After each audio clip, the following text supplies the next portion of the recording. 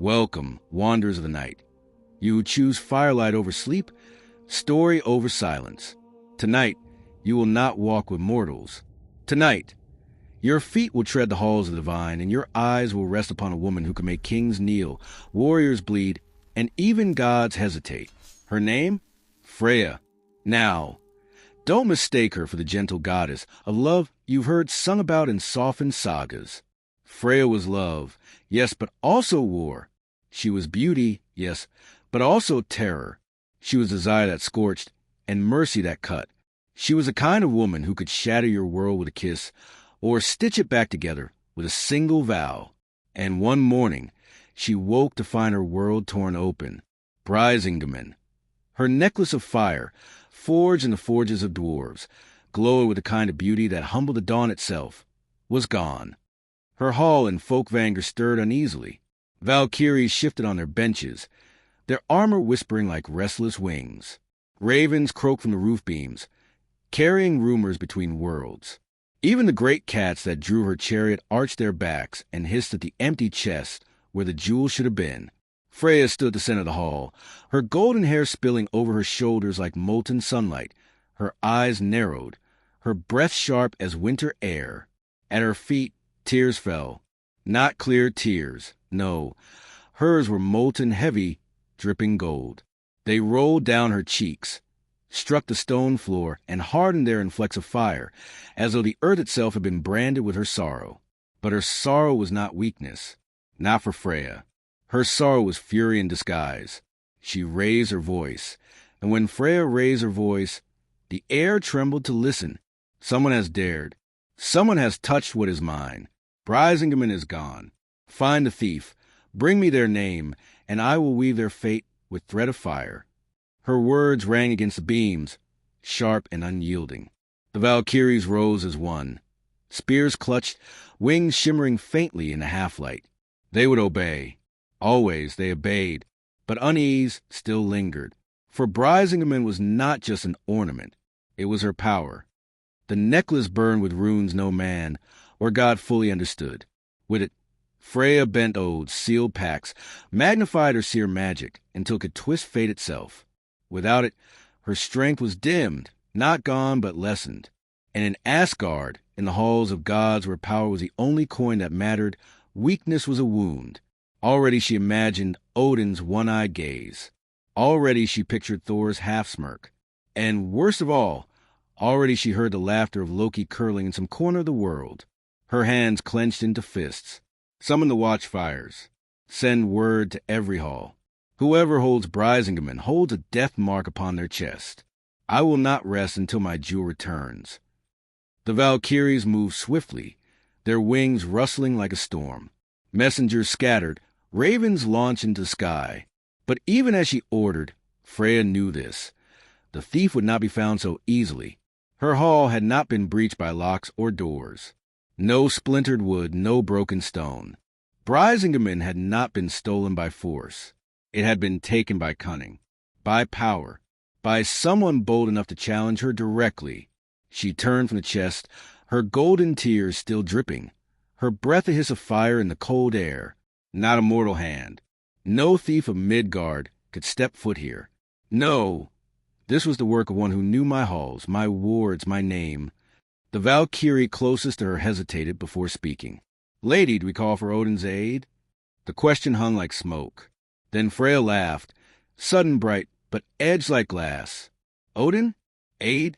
Do you imagine he does not already know? His ravens drink from every shadow. No, he will stroke his beard, smile into his silence, and tell me to let it go. He would see me weaken. He would watch me bleed. Her eyes narrowed, fire sparking in the depths. No, I will not beg. I will not wait. I will find Brisingamen myself.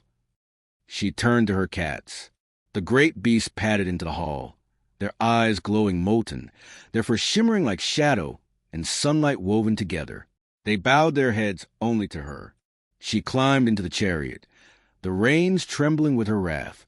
Her tears glistened on her cheeks, catching the light of the hearth. They did not fall freely now. They burned in her eyes, held back, waiting to fall only when the thief's name was torn from their throat. She lifted her chin, her voice cutting through the hall like a blade.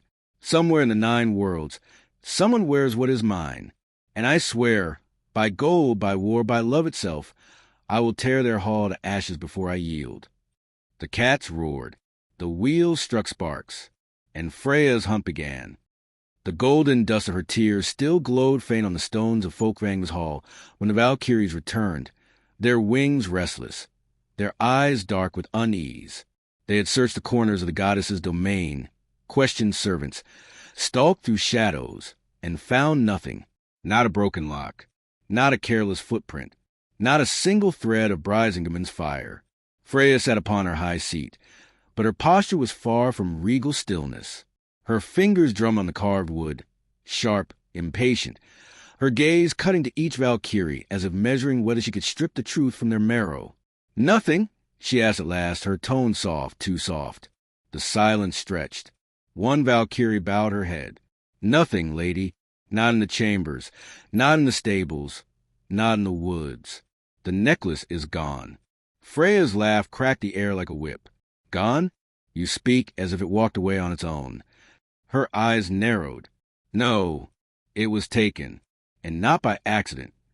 She rose. Her presence filled the hall like a storm, every step sending echoes shivering across the beams. The cats stirred where they lay, their tails lashing, their amber eyes gleaming with her fury. "Listen well," she said, her voice rising. "My hall is guarded by wards stronger than any mortal fort, by songs older than mountains. No man, no god, no giant enters unbidden, which means the thief did not break in. The thief was invited." The words struck like hammers. The Valkyries shifted uneasily. None dared meet her gaze. One, braver than the rest, stepped forward. Her hair gleamed pale as ice, her armor scarred from 100 battles. "Lady, forgive the question, but if such power was needed to enter, does it not mean the Allfather himself may already know? Perhaps Odin?" Freyja cut her short with sudden, biting laugh. "Odin? Aid? He knows, yes. His ravens sip from every shadow. Do you think he would rush to return what is mine? No, he would stroke his beard, nod wisely, and whisper that I should let it go. And while I waited, Brisingamen would sit in another's hands, and my enemies would whisper my weakness." Her tone sharpened, her golden tears glimmering like molten coins in her eyes. "No, I will not beg him. I will not bow. What is mine, I will take back with my own hand." The hall stirred. Some Valkyries nodded, pride in their goddess's defiance. Others exchanged wary glances, for they knew the truth. Without Brisingamen, Freyja's strength was diminished, not gone but thinned, like a flame robbed of oil. And in Asgard, weakness was the scent of blood in the water. Already she imagined Odin's one eye glinting with quiet satisfaction. Already she saw Thor's half-smirk, eager to mock with brotherly cruelty. And worst of all, already she heard Loki's laughter slithering through every crack in the hall. Her lips curve into something between a smile and a snarl. "Summon my chariot." The Valkyries obeyed. The doors groaned open, and the cats entered, their paws silent as thunderclouds, their fur shimmering like sunlight caught in smoke. Their purrs were low, dangerous, rolling like distant storms. Freyja descended from her seat and laid a hand on each beast's head. They bowed, their amber eyes fixed only on her. She climbed into the chariot, and the reins trembled like serpents in her grip. The Valkyrie who had spoken earlier dared one last plea. "Lady, if not Odin, then Thor, or Heimdall, who sees all. At least call upon an ally. Do not ride alone." Freyja's laughter rang through the hall, bright, musical, and edged with iron. Thor? He would smash the mountains before asking a question. Heimdall? He sees all, yes, but speaks little, and what he sees he shares only with his precious Allfather. No, if I summon them, I summon chains. This is mine, my vow, my jewel. Her eyes burned. And if I must tear the 9 worlds apart to reclaim it, then let the 9 worlds tremble. The cats roared, their voices shivering the air. The wheels of the chariot struck sparks against the stone. As the doors flung wide, sunlight spilled across the floor, catching on Freyja's tears as they fell. drops of fire, drops of gold. The Valkyries shielded their eyes, their armor ringing faint as bells. Ravens scattered into the air, black wings slicing the sky. Freyja looked once more upon her hall, her gaze sweeping over warriors, servants, messengers. She raised her chin, her voice clear as a vow. Somewhere in the 9 worlds, someone wears what is mine, and by gold, by blood, and by war, I will take it back. And with that, she lashed the reins. The cats leapt. The chariot surged into the sky. Sparks fell like meteors. The air burned with her wrath. The sky buckled under the weight of her haste. Freyja's chariot tore a road through cloud and cold, wheels spitting sparks that streaked behind her like a tail of meteors. Below, fishermen on gray water fjords stopped mid-stroke. Shepherds lifted hands to shade their eyes. A king on a black mare forgot his crown and remembered he had a heart. Love, fear, greed, the old tides rose wherever her shadow crossed. You see, that was the trouble with gods. They changed the weather inside your ribs. The cats ran, paws raking the air, sinews rippling beneath her like water under moonlight. Their breaths were thunder. Their eyes were coins struck hot. And at the reins stood Freyja, jaw set, hair whipping, golden tears burning but refusing to fall. She would not spend grief she might need later. Grief was a weapon, too. Her first stop was neither palace nor battlefield, not Odin's high seat, not Thor's hammer-hung hall. No! She flew for the mountain roots, where heat lives like a caged thing and men become metal by standing too long beside it. The dwarves' forges. The mouth of the world opened in a ring of black stone. Smoke coiled from the cracks, sweet with the stink of coal and old enchantment. The chariot plunged and slowed. Sparks became embers, became ash drifting lazy as snow. Freyja stepped from the cart, and the cats padded behind her, tails arching, claws ringing the stone like small, careful bells. Inside, hammers rose and fell with a rhythm that could hold time together. Sparks blew sideways in bright swarms whenever a dwarf cursed. Chains hummed, bellows groaned, and over it all hung the feeling you get when the earth remembers it was once fire. The first dwarf who saw her swallowed a curse the way a sailor swallows seawater, resigned, irritated, alive. He wiped his hands on a leather apron, beard braided short so the flames wouldn't eat it, and bowed, not deeply, just enough that you could call it respect if you were generous. Freyja, he rasped, there's gold on the air, not the kind we dig, the kind that falls as tears. She let one breath go, slow. Brisingamen. Hammers paused. Not one clanged down by accident. Even the fire held its sound. A second dwarf, taller, meaner, stepped from behind a pillar. His eyes glowed like bank coals. We forged it, he said, voice proud and sore at once. Dawn caught in a net, desire hammered thin. For hands, one price. I paid it, Freyja said, and yes, the corners of her mouth smiled without softening. All debts between us are clean. But someone has taken what was mine to keep. Theft? The first dwarf said, staring past her at the cats as if they might answer. From you? Her lashes lowered. From me? Not by any hammer's son, the taller dwarf muttered. No dwarf breaks his own spell. We love our work more than our lives. And there's not a smith alive who'd walk into Folkvanger and walk out with his legs unbroken. Then say what you think, Freyja replied. I did not come to barter riddles. The eldest of them came at last, a beard like iron filings, eyes filmed with age and hunger. He leaned on a haft of twisted, or that might have become a spear or a promise, if the day had been kinder. He studied Freyja the way a jeweler studies a flaw, compassionless, intent. You want a name, he said. I want the truth, Freyja said, but I will start with a name. Truth is heavier, the old dwarf warned. You'll carry it whether you like it or no. She waited. The old smith sighed, and the bellows seemed to sigh with him. T-H-R-Y-M. The name went through the forge like a chill wind through a hot door. The nearer flames ducked, the farther ones hissed. One hammer dropped, then was caught before shame could ring. Freyja's hand found a shuttle at her belt. Polished wood, notched by years, smelling faintly of smoke and apple blossom. Threads licked the air from its tip. Not seen, not quite, but felt, the way you feel memory under scar. How? Not by storming your hall, the old smith said. Giants don't creep where they can stride. But Thrym has friends with small feet and cold hearts. Iceborn, shadows with teeth. They can slide past any ward if they're paid in fear, and a god turns his face aside.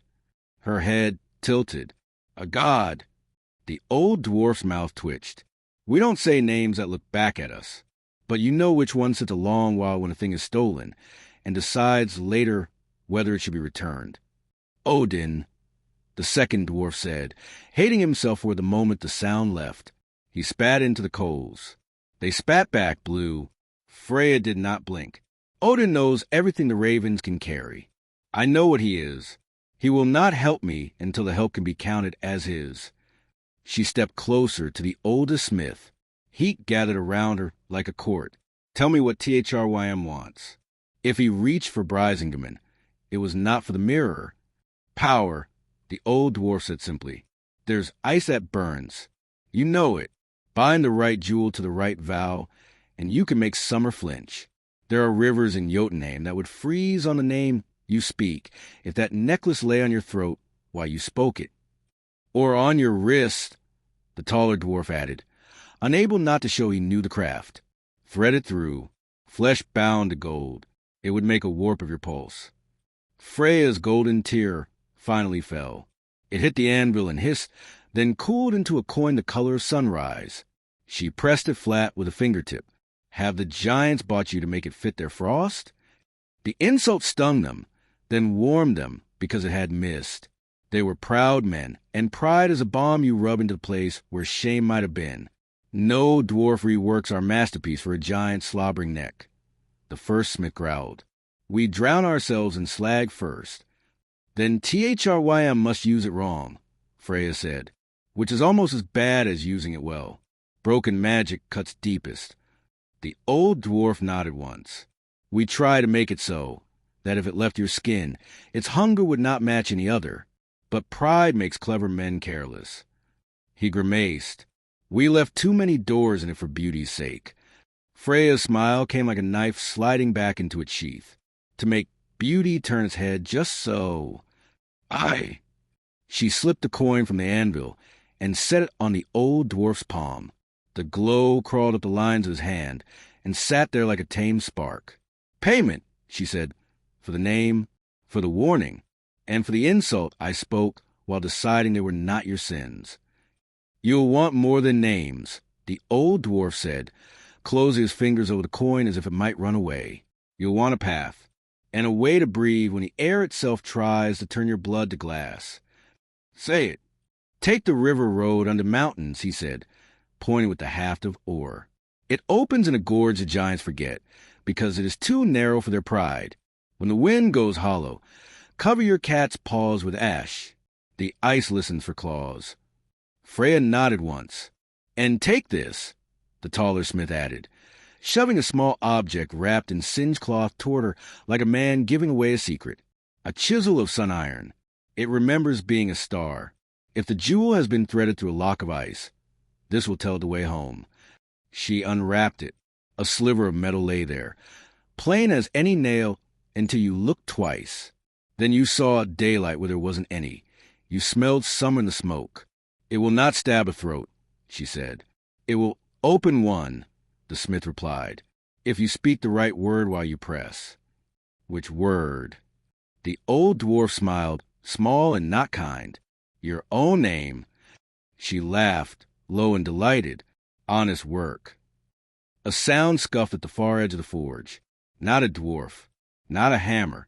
The cats turned together, ears pricked, whiskers bright with light. Freyja's hand went to the shuttle. A thread lifted, tasting the dark. Show yourself, she said, soft, as if coaxing a bird to sill. A figure peeled from the churn of smoke, thin as a rumor, quick as a question. Red hair, a grin that made friends with your doubt before it called you by your name. He balanced along a beam as if beams were made to be balanced upon. Don't mind me, said Loki. I'm only here to admire honest work. The dwarves growled in a chorus that had scared better men. Loki bowed to their fury, tipping his head as though their anger were a hat he appreciated but wouldn't wear. Teacher Wham, he said, savoring the shape. A poor thief. A rich fool. The kind of creature who thinks owning a song means you can sing on pitch. Freyja did not turn her head. She knew better than to chase him with her eyes. He lived in the corner you looked away from. You let him take it. He'd scared, delighted. Let is such a tender word. I would say, decline to stop. I would say, observe with interest. I would say, knew you would enjoy the chase. Her jaw worked, remembering how easy her palm could find his cheek. Tell me where he sleeps. In a bed of antlers and fear, Loki said cheerily. High as a winter moon, cold as a widow's tongue. His hall blames the sky for its view. Directions, she said. Ah. He tapped his lip, as if notes were written there. Cross the bone bridge the giants call a road. When ravens refuse to fly, you are close. When the sun looks smaller than you remember, you are closer. And when your breath counts itself because your chest forgets how, you have arrived.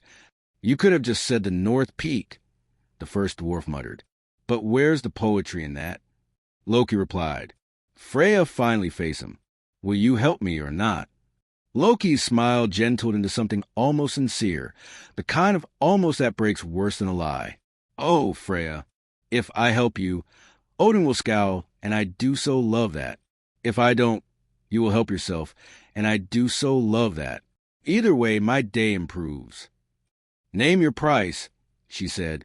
Later, he said instantly, when it will be funnier. The old dwarf barked a laugh. He hadn't meant to. Freyja did not. You will not take the necklace, she told Loki. He put a hand to his heart. From you? Never. From Thrym? Only if you make me. Then don't make me, she said, and turned from like a door closing. The dwarves walked her to the threshold. The chariot waited, cats kneading the stone, impatient. Smoke wrote unread letters in the air and waited for wind to carry them to whomever could read. Under Mountain Road. The old dwarf reminded, ash for the pause, your name for the chisel. And if you meet a thing that speaks with no mouth, don't answer. Your breath is honey to it. I will owe you more than coins, Freyja said. You will owe us nothing if you come back wearing what's yours, the elder said. The world will owe us the story. Freyja climbed into the chariot. The cats looked back once, like soldiers asking if this is the battle or only practice. She touched each brow. Yes, she told them. It's the battle. Loki had already evaporated into the high heat, leaving behind the faintest smell of salt and secrets. Typical. Freyja gathered the reins. Giants, she said to herself, to the forge, to the 9 worlds. Let's see how well you keep what you cannot carry. The cat sprang. Night lived differently under mountains. It had flavor. It had texture. It clung to your hands like pitch and asked your name in the accents of your mother. The underroad sloped and bent, sometimes narrow enough that the chariot's wheels hissed against the rock, sometimes opening into chambers so wide the dark could sing harmony with itself. She dusted the cat's paws with ash, as told. Their footfalls dulled, soft as moth wings, and the tunnel seemed unsure where they were. Good. Let stone lose count. Once, the ceiling hung low with icicles that smoked instead of dripped. The shuttle's tip glowed a little brighter as she passed them. Once, a pool of water lay still as an eye fallen out of a giant's head. Freyja did not drink. The water lapped twice without wind. You see, she said, and her voice was steady for the cats. There are doors you kick open, and there are doors you weave. The first is quicker. The second is quieter. And tonight we want quiet. The cats laid their ears back, understanding more than most kings. Time thinned. It does that underground, a long while later or a short while later. Measure as you please. The tunnel widened, and an air began that was colder than air has any right to be. The chariot rolled out onto a ledge. Above, a throat of stone opened to a thin sky with a small sun. Below, white plains stretched like the pelt of some great sleeping beast. Jotunheim. At the edge of that ledge stood 3 shapes, tall as wakeful hunger. Frost giants. Sentries. They had eyes the color of old ice that keeps knives, and laughter that carried the weight of forever winters in it. Though they were not laughing now. "Freyja," said the one in the middle, as if testing whether the name would bite him. "Turn back. Our master holds the thing he took. He keeps what he takes. You will become a story we tell each other to keep warm." "Then tell it early," Freyja said. "I'm busy." She stepped forward until the ledge had to choose whether it would hold her. It chose wisely. The cats snarled. Their breath steamed. The steam turned to glass snow and fell, tinkling to the abyss. "THRYM has my necklace," she said. "Bring me to him, and I will forget your names when I count the dead." The left-hand giant grinned. "He wears it. It shines. He looks very pretty." Freyja's smile showed teeth. "He will look prettier hanging by it." Axes came up, crescents of winter, edges humming with the kind of music that has killed whole towns. The shuttle tilted in her hand. Threads stirred like northern lights that had learned manners. "Last chance," she said, not loud, not cruel, just tired of talking. They charged. If you never watched a goddess fight 3 giants on a ledge above a valley that hates warmth, I will say this. It is terrible and quick and beautiful in the way of a wolf running down a stag. Not because a stag deserves it, but because the world has shape, and sometimes that shape is teeth. They came with long steps, ice cracking under their weight. Freyja slid 1 foot back, set her shoulder, and struck the air with the shuttle. Threads leapt, invisible unless you insisted on seeing. Then they were bright as harp strings and mean as wire. The first giant's ankle found one. Found 2. Found none again, because he was already falling. He went down slow, the way moons fall in the minds of old men. The ledge trembled, thought about breaking, then decided to make a brag of holding. The second swung high, blade carving hoarfrost from the sky. She ducked, hair theme in the air like banners, and touched the chisel of sun iron to the axe's haft. "Freyja," she said, her own name because names are keys. The haft split like cracked ice meeting dawn. The head flew, spun, and sang a note only dogs and lost lovers heard.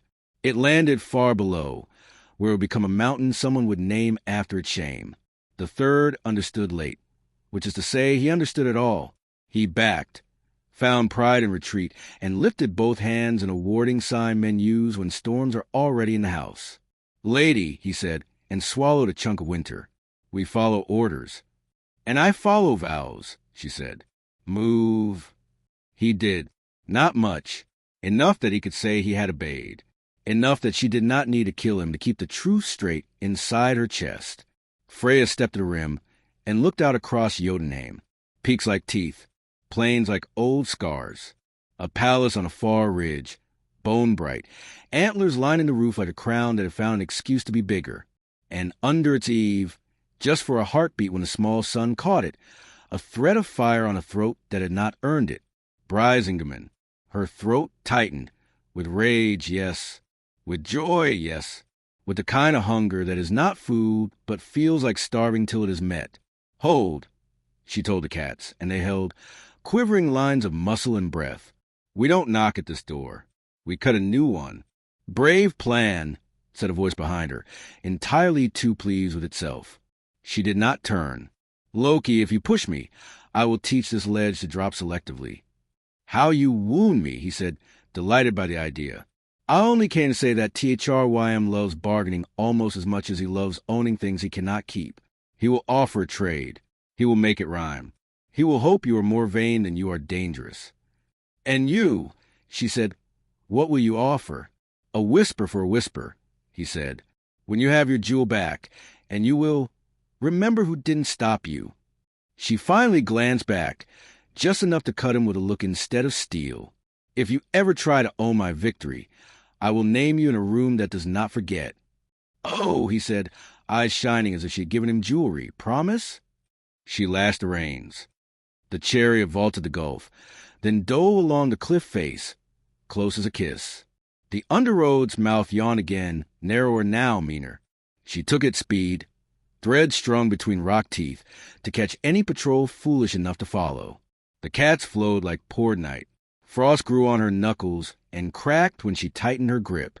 When she came out the far side, the palace was nearer, The bone-crowned roof scraped the sky that had been taught not to bend. Gates made from what had once been living things stood high and fast, carved with scenes where giants were always taller, wiser, kinder than history permits. The air tasted like a dare. Brisingamen. Freyja said, not pleading, not praying, just reminding the world of its errors so it could correct itself. She drew up before the gate. Teach-ar-ym, she called, voice ringing clean as hammered gold. Bring out what is mine, and I will leave you with your pride. From within the hall came the sound of laughter big enough to make rafters jealous. The latch lifted, the door opened, and there he stood, draped in furs, neck blazing with a fire he did not deserve. The gates of Teach-ar-ym's hall groaned open like a glacier splitting. Slow, deep, full of echoes that did not stop when the sound itself ended, and in the threshold stood the thief. Teach-ar-ym, lord of the frost peaks. His beard hung stiff with icicles, his shoulders draped in furs that looked torn from beasts no man could name. His eyes were blue the way knives are blue when they come out of fire, too bright, too sharp, too cold. But none of that mattered, because around his neck burned Brisingamen. The necklace clung to him awkwardly, as if it despised its new master. The runes pulsed with a glow that did not fit the frost around it, and the fire of its beauty bent every shadow in the hall toward itself. Even here on the chest of a giant, it was unmistakable and wrong. Freyja's breath caught, not because she doubted, because rage had claws, and it dug into her ribs. Teach-ar-ym, she said, her voice low, controlled, the kind of control that cuts deeper than any shout. You are wearing death. The giant threw back his head and laughed. The sound rolled like thunder under snow, shaking icicles from the roof beams. His warriors laughed with him, a chorus of rumbling mockery, each voice a stone rolling down a mountain. Death. Teach-ar-ym bellowed. No, I wear victory. The fairest jewel in all the 9 worlds, now mine. And if Odin himself covets it, he must take it from me. His fingers stroked the necklace, clumsy, greedy. The fire dimmed under his touch, as if the jewel recoiled. Freyja's cat snarled, claws sparking on the stone. She lifted her shuttle, and threads of unseen power stirred in the air. Return it, she said, her tone even sharper, or I will weave your bones into my cloak, and your name into a curse. The laughter faltered, a little, but Teach-ar-ym was not a coward. He leaned on his axe, its blade rhymed with frostic as bark, and grinned. Return it? I think not. Unless, his eyes gleamed, and the hall leaned forward to hear. Unless the goddess of love will give me what I lack. Murmurs spread like wind through pine.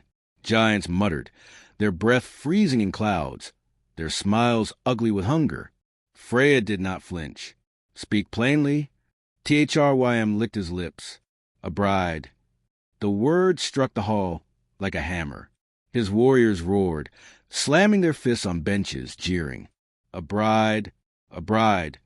The giant raised a hand, silencing them. His eyes bored into Freyja. You goddess, you will be mine. You will warm my bed, and I will warm your necklace. This is a bargain. Silence followed. Even the cat stopped snarling. Freyja's golden tears burned, but none fell. She held his gaze, her own smile curling slow. Dangerous. You want me for a bride? She said softly. Then you want ruin for a wedding gift. The giants laughed again, misunderstanding. Teach-ar-ym grinned wider, showing teeth long as daggers. So fierce, so fiery. Good. You'll be the jewel of Jotunheim. Her fingers tightened around the shuttle. Threads shimmered at its tip, ready to snap and bind. The hall itself seemed tense, waiting for clash. But Freyja did not strike, not yet. She tilted her head, her voice calm, too calm. If I marry you, Teach-ar-ym, what dowry do you bring? A necklace you stole? A hall made of ice? Do you think the goddess of love takes vows as lightly as you take oaths? The words bit deeper than any spear. Giants shifted, some grumbling, some smirking. Even among them, vows carried weight. Teach-ar-ym's grin faltered for a heartbeat, then returned, wider, uglier. My dowry is my crown. My dowry is fear. My dowry is the war I will bring when Asgard spits on me and I spit back, "You, goddess, will stand at my side when I break their gates." And there it was, the true shape of his desire. Not love, not even lust. Power. He wanted Brisingamen not as beauty, but as weapon. He wanted Freyja not as wife, but as banner.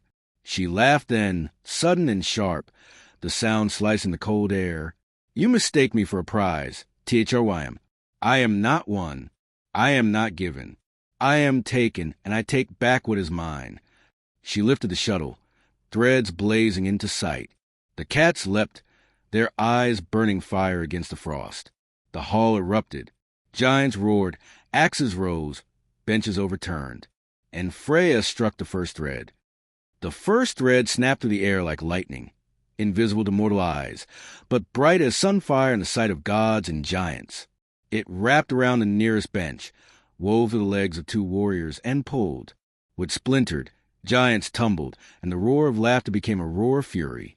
Thrym bellowed, his voice rattling icicles from the rafters. His axe rose, rimed with frost so thick it seemed carved from glacier.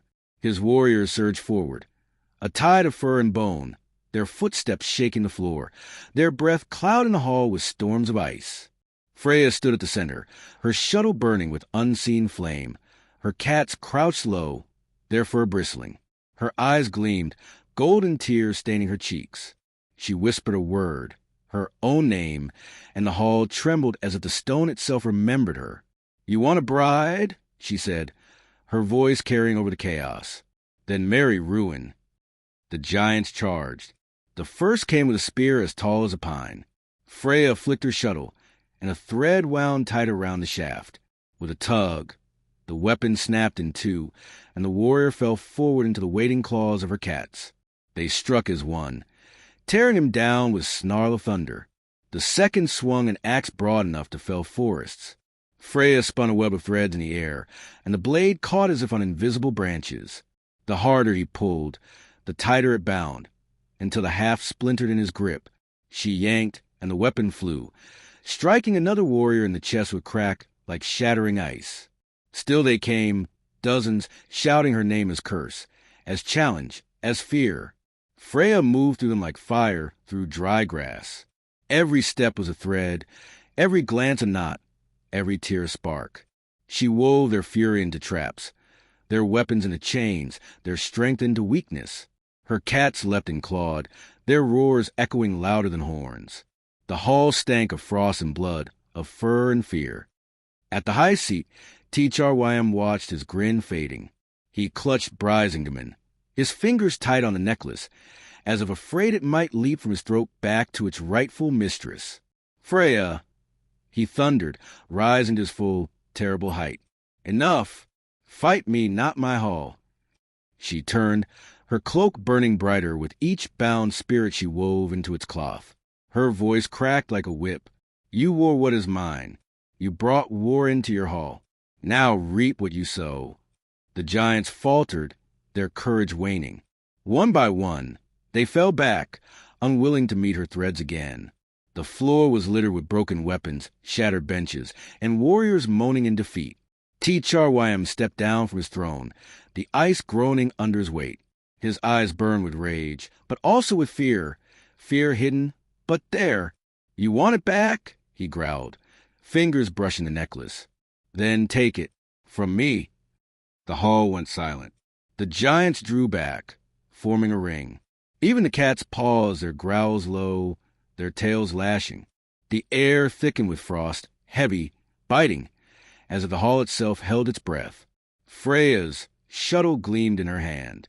Her golden tears burned trails down her face. At last she smiled, not kind, not cruel, but certain. "So be it." She stepped forward, the threads around her flaring like a storm caught in cloth. And the duel between Freyja and Thrym began. The ring of giants closed tight around them.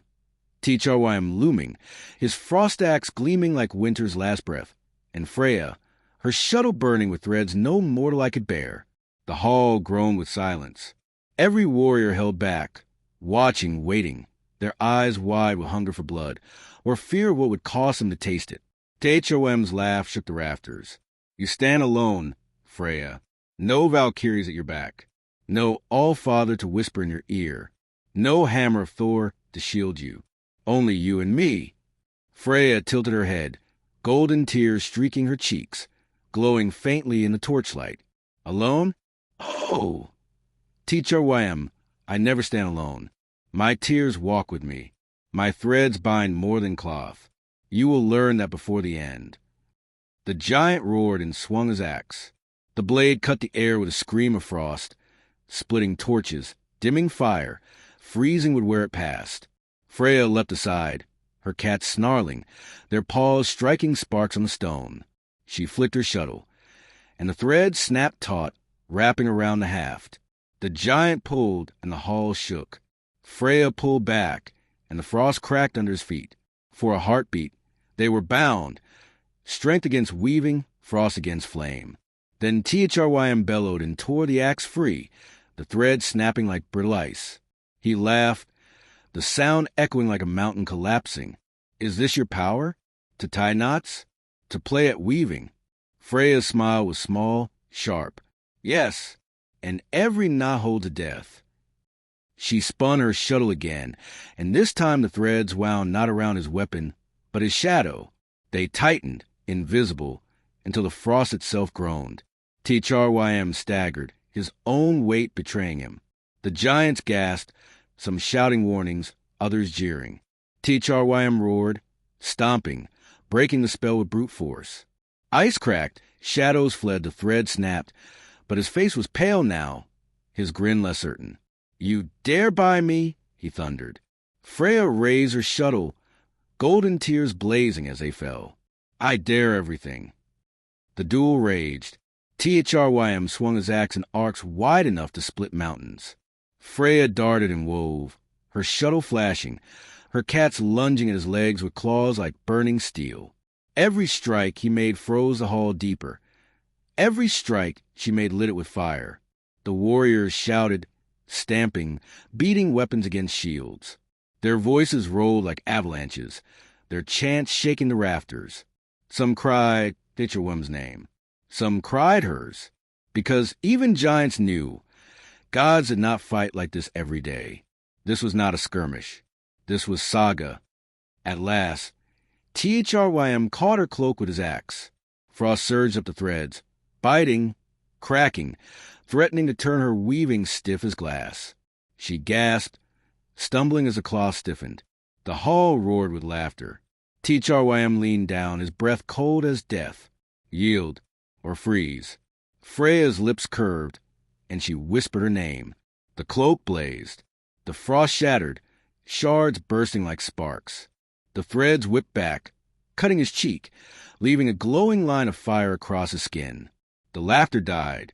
Teach-R-Wham staggered, eyes wide, his hand touching a wound as if he could not believe it bled. Freyja stepped forward, voice ringing. You wanted a bride. Now you bleed like one, cut by the threads of love turned sharp. The hall shuddered at her words. Giants muttered, some in awe, some in fear. Teach-R-Wham's pride curdled into fury. You will not leave this hall alive, he roared. And with that, the battle truly began. Teach-R-Wham's roar rolled through the hall, louder than drums, shaking snow from the rafters, cracking the ice along the pillars. His warriors slammed their weapons against the benches, a thunderous rhythm, a chant of war. Teach-R-Wham, Teach-R-Wham, Teach-R-Wham. But under the noise, Freyja heard it, a crack, not of stone but of certainty. Some voices faltered, broke rhythm, hesitated. Already the sight of their lord bleeding had planted seeds of doubt. Freyja stepped forward, shuttle glowing faintly, threads snapping like lightning between her fingers. Her cats prowled at her side, for bristling, eyes hot as coals. She smiled, sharp and terrible. You see, she said, her voice cutting to the chant like a blade through cloth, your Jarl bleeds. He wears what he cannot bear. He steals what he cannot keep. And you follow him? Then you follow him into ruin. The chant faltered again. The giants growled, uneasy, their eyes flicking the cut burning across Teach-R-Wham's cheek. The giant lord's face twisted with rage. He swung his axe in a wild arc, the frost blade shrieking through the air. It struck a pillar, and the ice cracked, splintered, collapsed in a shower of shards. "Silence her," Thrym thundered, "or you will all feel my wrath." But none moved. Not yet. Freyja's laughter rang bright, musical, cruel. "You hear him? He calls himself a lord, but he rules by fear. I rule by vow. I weep gold and I fight fire. My word binds tighter than his chains. Whose hall would you rather serve?" Her words struck deeper than the thread she wove. Giants shifted, glancing at one another, muttering low. Some tightened their grip on their axes. Others loosened it. Thrym saw the doubt, and it maddened him. His roar shook the hall, his breath freezing the torches, plunging the chamber into shadow. He raised his axe high, frost blazing along its edge. "No more words. I will cut your tongue from your mouth and hang Brisingamen with it." He charged. Freyja stood her ground. Her cloak flared. Her tears burned bright as molten coins. She whispered her name, "Freyja," and the hall erupted in light. Threads whipped outward, weaving the shadows into fire. The torches flared back to life, brighter than before, golden flames chasing frost. The giants shielded their eyes. The cats leapt, fangs sinking into Thrym's arm. He bellowed, shaking them off, but the wound smoked where their claws had raked. Still he came, still he swung, and Freyja met him, shuttle against axe, threads against frost, vow against greed. The clash shook the hall. Fire and ice screamed against one another, sparks and shards raining down. Giants staggered back, shielding themselves from the storm of power. Some shouted Thrym's name, some whispered Freyja's. The hall had become a battlefield, and its warriors a jury. And in that moment, Freyja understood. This was no longer just about Brisingamen. This was about faith, about who would command the loyalty of those who watched. Her golden tears fell faster, striking the ice, sizzling, leaving molten marks that refused to freeze. Each tear was a vow, each vow a thread, and the cloth she wove glowed brighter with every drop. "You wanted me for a bride, Thrym," she cried, voice echoing through the storm. "Then here is my dowry, fire enough to melt your crown." Her thread surged, wrapping his axe, searing his arms, pulling him to his knees. And for the first time, the giant lord staggered. The hall was storm and silence all at once. Frost shrieking against flame, ice splitting under the weight of heat, and in the center, two figures bound by war and will. Thrym strained against the threads, muscles bulging, veins glowing faintly blue with the power of ice running in his blood. His axe shuddered, half frozen, half burning, caught in the weaving that would not let go. He bellowed, the sound of mountain cracking. But Freyja stood steady. Her tears ran golden, each one striking the stone with a hiss, each one becoming a knot in the tapestry of her fury. Her shuttle flashed, her cloak blazed, and the cats at her side snarled and tore at the frost spreading across the floor. "You cannot hold me," Thrym roared, fighting against the unseen bonds. "I am winter. I am hunger. I am the cold that swallows fire." Freyja's voice cut sharp as a blade. "You are a thief in a crown of antlers. Nothing more." The giants around the ring shifted uneasily. Some still shouted his name, but their voices were cracked, uncertain. Others whispered to one another, their eyes gleaming with new thought, that perhaps this goddess, fierce and burning, could not be broken. One warrior leaned close to his brother, muttering, "He bleeds. He bleeds, and she does not fall." Another snarled back, but softened before, "Watch your tongue. If she wins." "If she wins," the first said, "then we must choose who holds our oaths." The doubt spread, quiet, dangerous, weaving its own thread into the hall. Thrym saw it, and fury blazed hotter than his frost. "You think she can rule you," he roared, spittle freezing as it struck the floor. "You think her tears of gold will feed your children? She will use you, as all the gods use us. I am your lord. I am your strength." But his words fell heavy, leaden, and some who had once cheered now turned away. Freyja struck then, her shuttle flaring bright. Threads lashed out, binding his ankles, his wrists, even his breath. The frost resisted, cracked, screamed, but the fire held.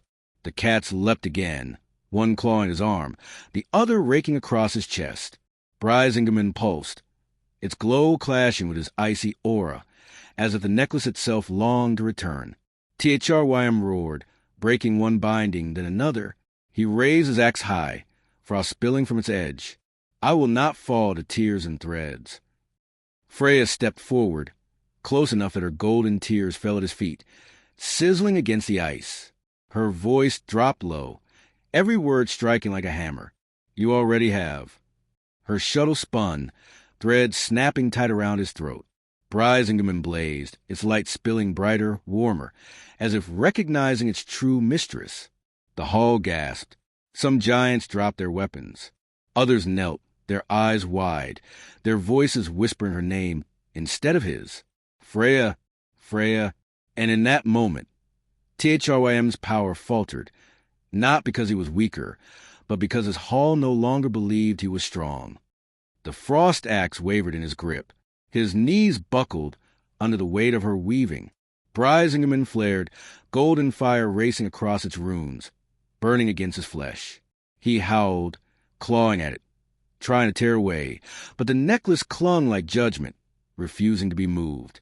Mine, Freyja whispered, and her tears fell faster, brighter, striking his chest, searing through the frost. Always mine. The giant lord staggered. His warriors shouted, but few moved. Too many had seen what they should not have. Their master brought low, his power undone not by Thor's hammer or Odin's wisdom, but by the golden tears of a goddess who would not yield. And then Thrym fell to one knee. The hall shook, the torches flared, and the name on every tongue was no longer his. It was hers. Thrym knelt, one knee driven into the frozen floor, his breath a storm cloud rising and breaking against the rafters. The frost axe trembled in his grip, its glow dimming as if ashamed of his master. Brisingamen burned against his throat, the fire in its runes branding his flesh. The hall was silent now, silent in a way only fear can command. Warriors who had roared his name moments before now stood still, watching, listening, waiting to see who would speak the words that would live in their sagas. Freyja stepped forward, golden tears still falling, hissing as they struck the ice. Her cloak blazed brighter, her threads humming with power. Her voice was calm, calm in the way storms are calm just before they break the world. You took what was not yours. You wore what burned you. You sought a bride not in love, but in conquest. And now, she lifted her shuttle, threads coiling around Thrym's shoulders, his wrists his crown of antlers. You are bound. The thread snapped tight. The giant strained, but his strength faltered, his pride crumbling under the weight of her weaving. His warriors shifted, but none moved to help. Some lowered their eyes. Others turned away. Freyja, he growled, voice thick with rage and shame. Kill me if you dare. Her golden tears glowed brighter. She shook her head slowly. Death is mercy. I grant you none. Live, as the Lord who was broken before his hall. Live, and let your name be curse enough. The words struck deeper than any blade. Giants muttered, their voices sharp with disbelief, with awe, with the sound of loyalty breaking. Then she reached for Brisingamen. Her fingers brushed the jewel, and it flared, golden fire racing across its runes, brighter, warmer, as if it recognized her touch. Thrym howled, clawing at it, but her threads bound his hands, holding him still. With a sharp tug, she tore it free. The hall blazed with light.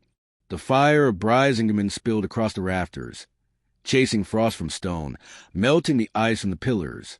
For a heartbeat, the entire hall was dawn, bright, terrible, beautiful. Freyja slipped the necklace over her shoulders.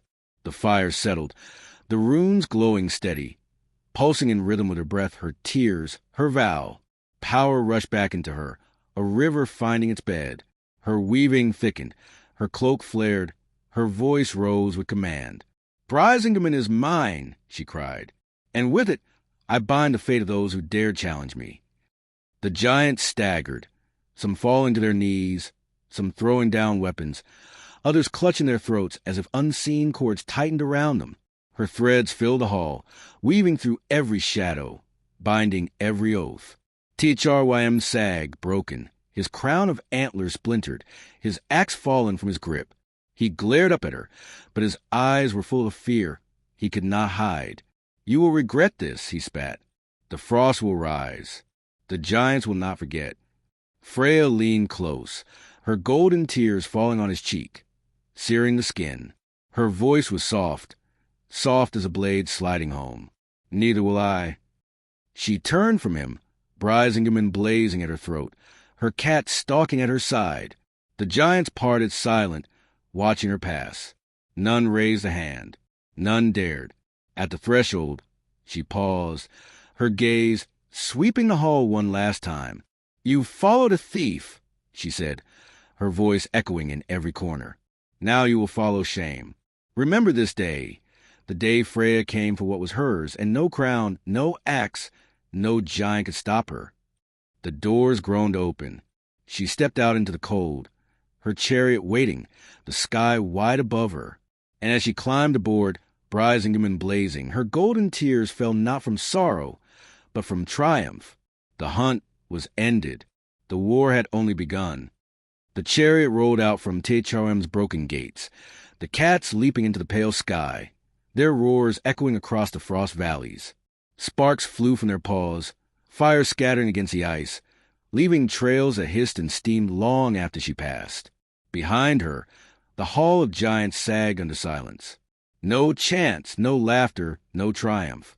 Only whispers, whispers of shame, of awe, of a goddess who had come alone into Jotunheim and left with her jewel blazing and their lord bound in defeat. Freyja did not look back. Brisingamen rested against her throat, warm, alive, pulsing in time with her heartbeat. Each rune glowed brighter now, as though the necklace itself rejoiced in being restored. Power flooded through her veins, not just strength, but clarity. She could feel the threads of fate tugging, weaving around her fingers. Every oath sworn in that hall, every eye that had watched her victory, every whisper of her name, all of it was thread now, waiting to be pulled. And she smiled, not gently, not kindly, but with the certainty of one who had taken back what was hers. The wind tore at her hair as the chariot soared. Her cats growled, their eyes still hot from battle. Freyja leaned low over the reins, her voice carrying across the 9 worlds.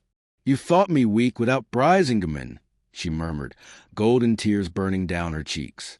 "Now see me with it." Her words rippled like thunder. The air carried them, the threads wove them, and already, far away, others began to listen. In Asgard, Odin sat on his high seat, Hugin and Munin perched at his shoulders. One raven tilted its head, the other croaked, and Odin's single eye narrowed. "She has reclaimed it," he muttered, beard twitching. From the shadows, Loki's laugh curled like smoke. "Of course she has. Did you think her tears were for nothing?" Odin did not answer. His fingers tapped the arm of his throne, once, twice, the sound sharp as judgment. Thor, sharpening Mjolnir's edge against the whetstone of a mountain, paused mid-swipe. He raised his head, sniffed the air, and grinned. "She's back," he said, and his laugh cracked the stone. But not all ears heard with joy. In the far reaches of Jotunheim, where the frost runs deeper and older than names, voices rose in anger. "She shamed Thrym," they growled.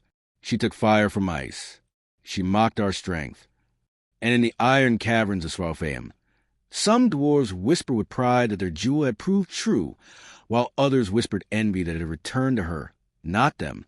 The 9 worlds stirred.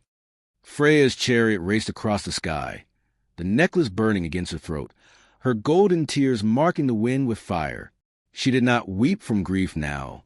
She wept because every tear was a vow that this was not the end. For if Thrym had dared, others would too, and Brisingamen, bright as dawn, would draw both love and war to her door. She tightened her grip on the reins, her cats roaring as the horizon opened before them. "Let them come," she whispered. "I am ready." The skies above Midgard dimmed as Freyja's chariot streaked across them, a ribbon of fire cutting through pale daylight. Farmers in their fields paused to watch, hands shading their eyes, wondering if the comet of gold and shadow foretold harvest or ruin. Fishermen lowered their nets, whispering prayers to whomever would listen. Mothers hushed their children, pointing upward, telling them to remember the sight, for such omens always meant the Sagas had taken another breath. Freyja did not slow. Her cats thundered through the clouds, sparks raining down upon forests and seas. Brisingamen glowed at her throat, its warmth spreading through her body, restoring what had been weakened, sharpening what had always been hers. But with power came vision, and with vision came unease. She could feel the threads now, stretching across the 9 worlds like rivers of silk.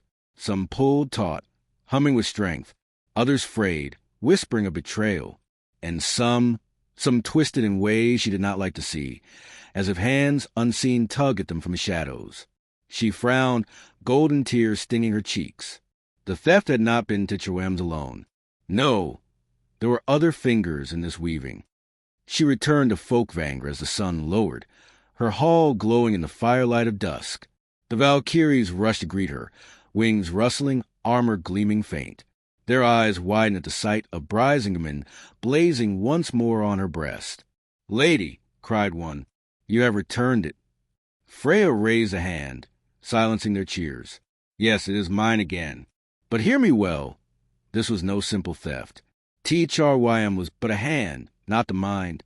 The question is not who dared take it, but who let him." The Valkyries glanced at one another uneasily. None spoke, but their silence told her what she already knew. Odin. Later, in the stillness of her chamber, Freyja stood before the mirror of polished bronze. Brisingamen shone with steady light, but her reflection frowned back at her. She touched the runes, fingers tracing the lines. They pulsed under her skin, alive, aware. "You were meant to test me, weren't you?" she whispered. "To see if I could bleed, to see if I could break." Her golden tears fell, one by one, onto the mirror's surface. The metal rippled, and for a moment she thought she saw faces. Odin's one-eyed stare, Loki's sly grin, Tichawem's broken rage. And behind them, something darker, faceless, waiting.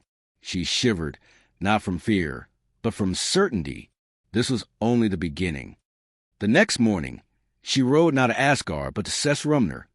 The great hall where the fallen warriors she had chosen feasted, half claimed by her hand instead of Odin's. The air was thick with mead and laughter, the clash of cups, the rattle of shields. Valkyries walked among the benches, their wings folded, their eyes sharp, pouring drink into hands that had once held swords. These were her dead, her chosen, and they cheered when she entered, striking their cups against the tables until the sound thundered. "Freyja, Freyja, Brisingamen shines again." She raised a hand, her smile bright, but edged. "Yes, and it shines because it was nearly lost. Hear me well, Asgard is not as strong as it claims.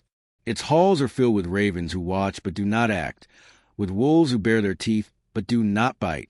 If we do not guard what is ours, we will wake one morning to find even the sky stolen." The warriors growled, slamming fists to tables. Their voices rose, chanting her name, their loyalty as fierce as fire. And Freyja knew then that her strength was not only in Brisingamen, nor in her tears, nor even in her weaving. Her strength was in those who chose her, and in the vows she wove into their hearts. But far away, in Odin's hall, the All-Father's ravens returned with their whispers. He listened silent as they told her victory, of the giant's shame, of the dead who now chanted her name louder than ever before. Odin stroked his beard, his single eye gleaming. "She grows bold," he muttered, "too bold." And in the shadows, Loki laughed softly, amused. "Oh, she is more than bold. She is dangerous. And isn't that what makes her beautiful?" Odin did not laugh. He only thought, and in his thoughts, new threads began to twist. The mead hall of Sessrumnir still echoed with chants of her name long after Freyja had left. The warriors she had chosen, those who had died bravely, whose valor she claimed from a battlefield before Odin's Valkyries could beat their shields until sparks flew. Their loyalty burned brighter than any torch, and Freyja carried that fire with her as she returned to her own chamber. But in the quiet, fire is dangerous. Fire whispers. Fire tempts. She stood alone before the window, Brisingamen warm against her throat, Her cats sprawled in the shadows, their purrs deep as thunder. She traced a rune on the necklace with one finger and let her thoughts drift. Already, word of her victory had spread. Mortals would sing it in hushed voices. Giants would gnash their teeth in shame. Dwarves would argue about what their craftsmanship had wrought. And in Asgard, whispers its sharper edges. "You see," she murmured, her golden tears catching the moonlight. "Power won is never power kept. It is always power contested." Her premonition proved true sooner than she expected. For even as she whispered to herself, the door of her chamber creaked open, and a shadow slipped through. Not stealthy enough to be unseen. No, the figure wanted to be noticed. "Do you never knock, Loki?" she asked, not turning from the window. The trickster grinned, his voice warm with mischief. "And spoil the drama of my entrances? Never." He sauntered forward, leaning against the carved post of her bed, his hair catching the torchlight like copper in flame. Word travels quickly. I hear a giant kneels in shame, and a necklace glows brighter than the dawn. Congratulations, Freyja. You've turned THRYM into the punchline of every story from here to hell. Her gaze slid to him, sharp as glass. And what part did you play in that story, Loki? The whisper in the forge? The shadow at the edge of the hall? He smiled wider, spreading his hands as if in innocence. Me? I only observed. I never waste the pleasure of watching gods and giants embarrass themselves. Freyja's lips curved into a smile, thin, dangerous. One day, Loki, your tongue will weave a thread you cannot cut. He laughed, delighted. Perhaps, but not today. Then, softer, leaning closer, his tone shifting. Odin is watching you, Freyja. Watching closely. He won't say it, but your strength unsettles him. He fears what you could do with it, what you might choose to do. Freyja did not flinch. Then let him fear. Fear is another thread in the loom, and I know how to weave it. Loki's grin lingered, but his eyes glinted with something else. Curiosity, maybe even admiration. Careful. Fear makes enemies faster than it makes allies. And yet, she said, turning back to the window, her tears glimmering, always makes a story better. He chuckled, fading into shadow as easily as breath fades into air. Until next time, golden goddess. The door shut with a whisper. Freyja exhaled, slow, steady. She touched Brisingamen again, feeling its pulse against her skin. Yes, Odin was watching. Yes, Loki was circling. Yes, the giants would plot their revenge. But none of it mattered, because she had her jewel. She had her warriors. She had her vow. And with every golden tear she shed, she wove a future where no one, not Odin, not THRYM, not even Loki, could unmake her. Morning broke over Folkvang, but the light was uneasy, pale sharp, as though the sun itself lingered at the edge of doubt. Freyja stood at the threshold of her hall, Brisingamen gleaming softly against her throat. The cats stretched beside her, their fur shimmering with residual sparks from yesterday's fury. Her Valkyries gathered, their armor polished, wings folded but restless. They had watched her victory ripple across the 9 worlds. They had heard the whispers that now raced faster than ravens. And they had questions. One stepped forward, her voice steady but edged with worry. Lady, THRYM has fallen. But giants do not forgive. What happens when they march to avenge him? Freyja's golden tears caught the sun, burning bright. She let them fall, each one hissing on the stone floor. Then they march into fire. They may bring their frost, their hate, their hunger, but I have what they do not. I have vow, I have loyalty, I have love turned sharp, and I have Brisingamen. The Valkyries lowered their heads in unison. Some murmured prayers. Others smiled fiercely. But even as she spoke, she knew the danger was not only from Jotunheim. No, danger was closer. Danger was in Asgard itself. Already she could feel Odin's eye on her. Not a glance, not a gaze, but a weight pressing against her threads. The All-Father watched, and he would not stay silent forever. Her lips tightened. You see, she murmured to herself, the greatest battles are not fought with axes or fire. They are fought with silence, with waiting, with watching, and Odin was a master of silence. Later that day, a messenger arrived at Folkvanger, a young warrior of Asgard, nervous in his step, his hand trembling as he carried the sealed token of the Allfather. He bowed low, his voice careful. "Lady Freyja, the High One summons you to the Hall of Gladsheim. He commands your presence at the council." The Valkyries bristled, some muttering, some cursing under their breath. Freyja only smiled, golden tears glinting on her cheeks. "Commands," she repeated softly. "Tell your All-Father, I am no servant to be summoned like a hound. Tell him I will come, but because I choose to." The warrior stammered, bowed again, and fled, grateful to escape her gaze.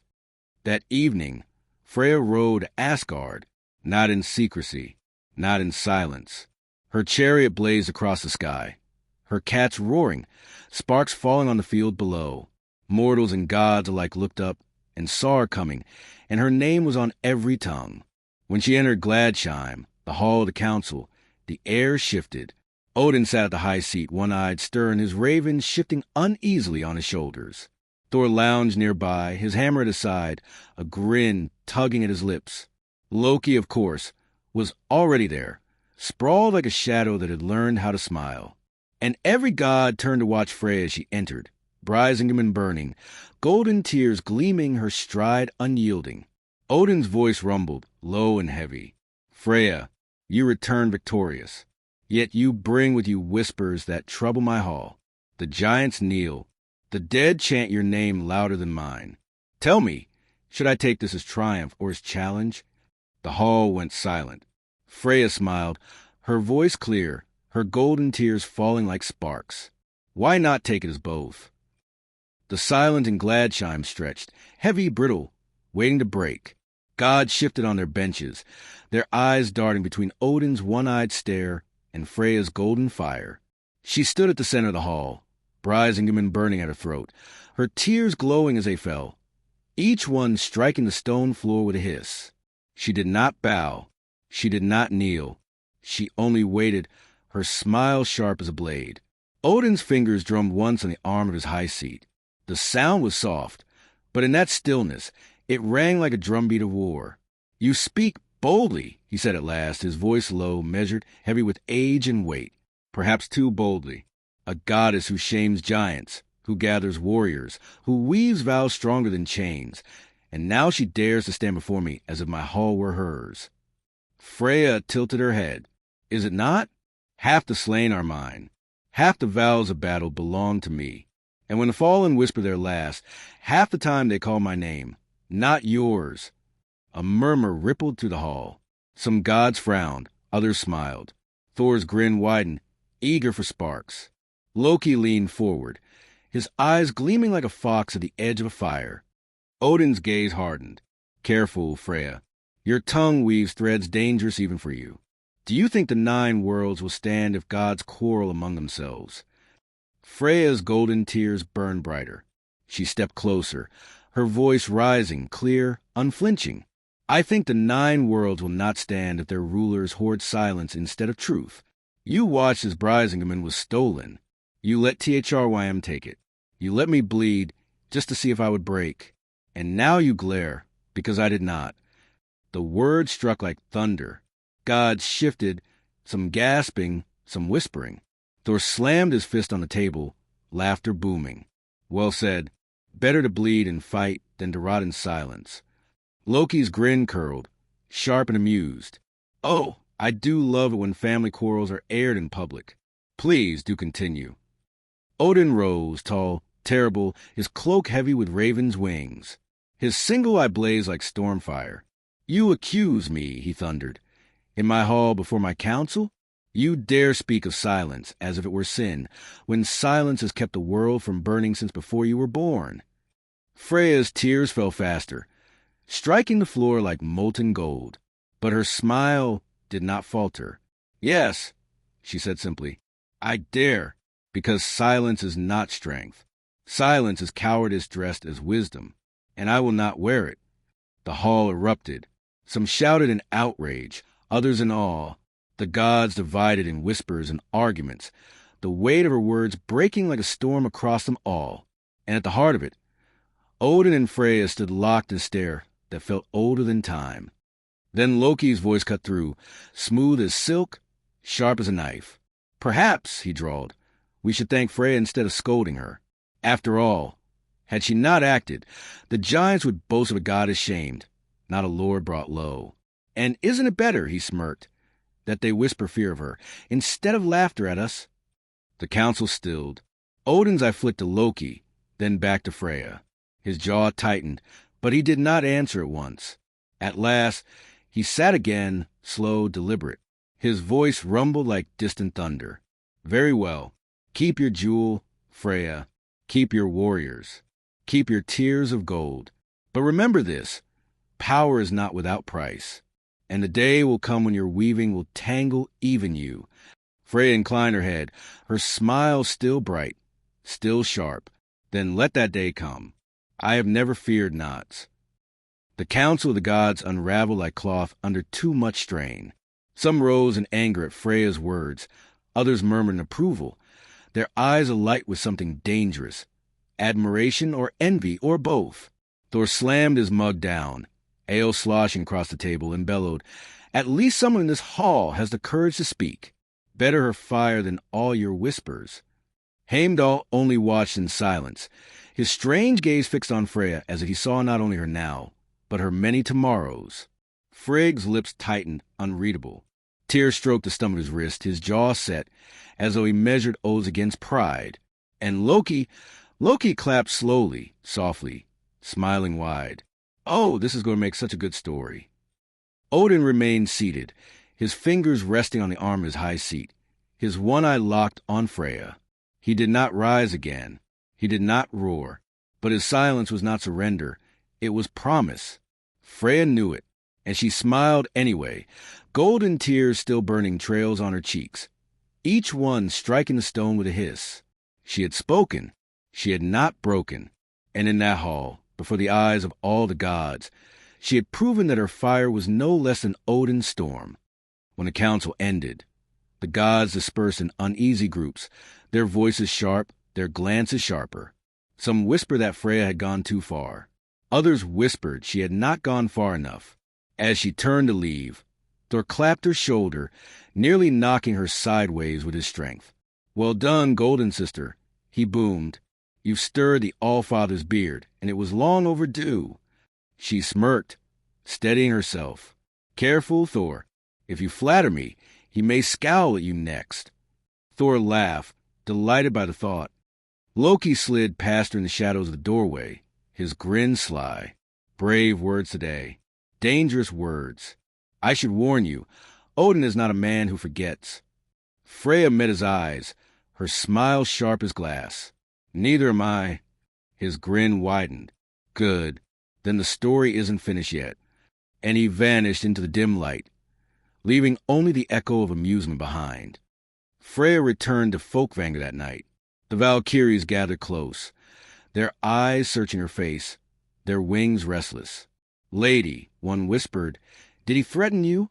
Freyja touched Brisingamen, its fire warm against her skin. Her golden tears shimmered in the firelight as she answered. "He did not need to. His silence was enough. But silence is a thread, and I know how to cut it." The Valkyries lowered their heads, fierce smiles flickering on their lips. And as Freyja looked out into the night, her cats purring thunder at her feet, she felt the threads of fate stir again.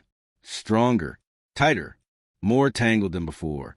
The theft of Brisingamen had been only the first knot. The loom of destiny waited, and she would weave it with fire, with war, and with her golden tears. Night hung heavy over Asgard, but the halls of Gladsheim still seemed to hum with the echo of Freyja's words.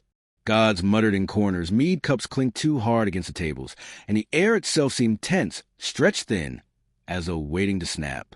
Freyja returned to Folkvanger in her blazing chariot, Brisingamen gleaming like a second moon against her throat. Her cats padded silently into the hall, their golden eyes flashing. The Valkyries rose to greet her, their armor bright with reflective fire. She did not speak at first. She only stood at the center of the hall, her golden tears falling slow and steady, striking the stone with soft hisses. The silence was deeper than any speech. At last, she said, her voice calm but sharp as drawn steel. Odin thinks silence will bind me, but silence is only another thread. And every thread I cut or I weave. The Valkyries bowed their heads, their loyalty clear, their faith in her fire unbroken. That night, Freyja dreamed. But the dream was no ordinary wandering. It came heavy, vivid, as though the 9 worlds themselves had chosen to whisper in her sleep. She stood in a field of ash. The sky above her was torn, half burning, half frozen. Streaks of red fire and blue ice clawing at each other.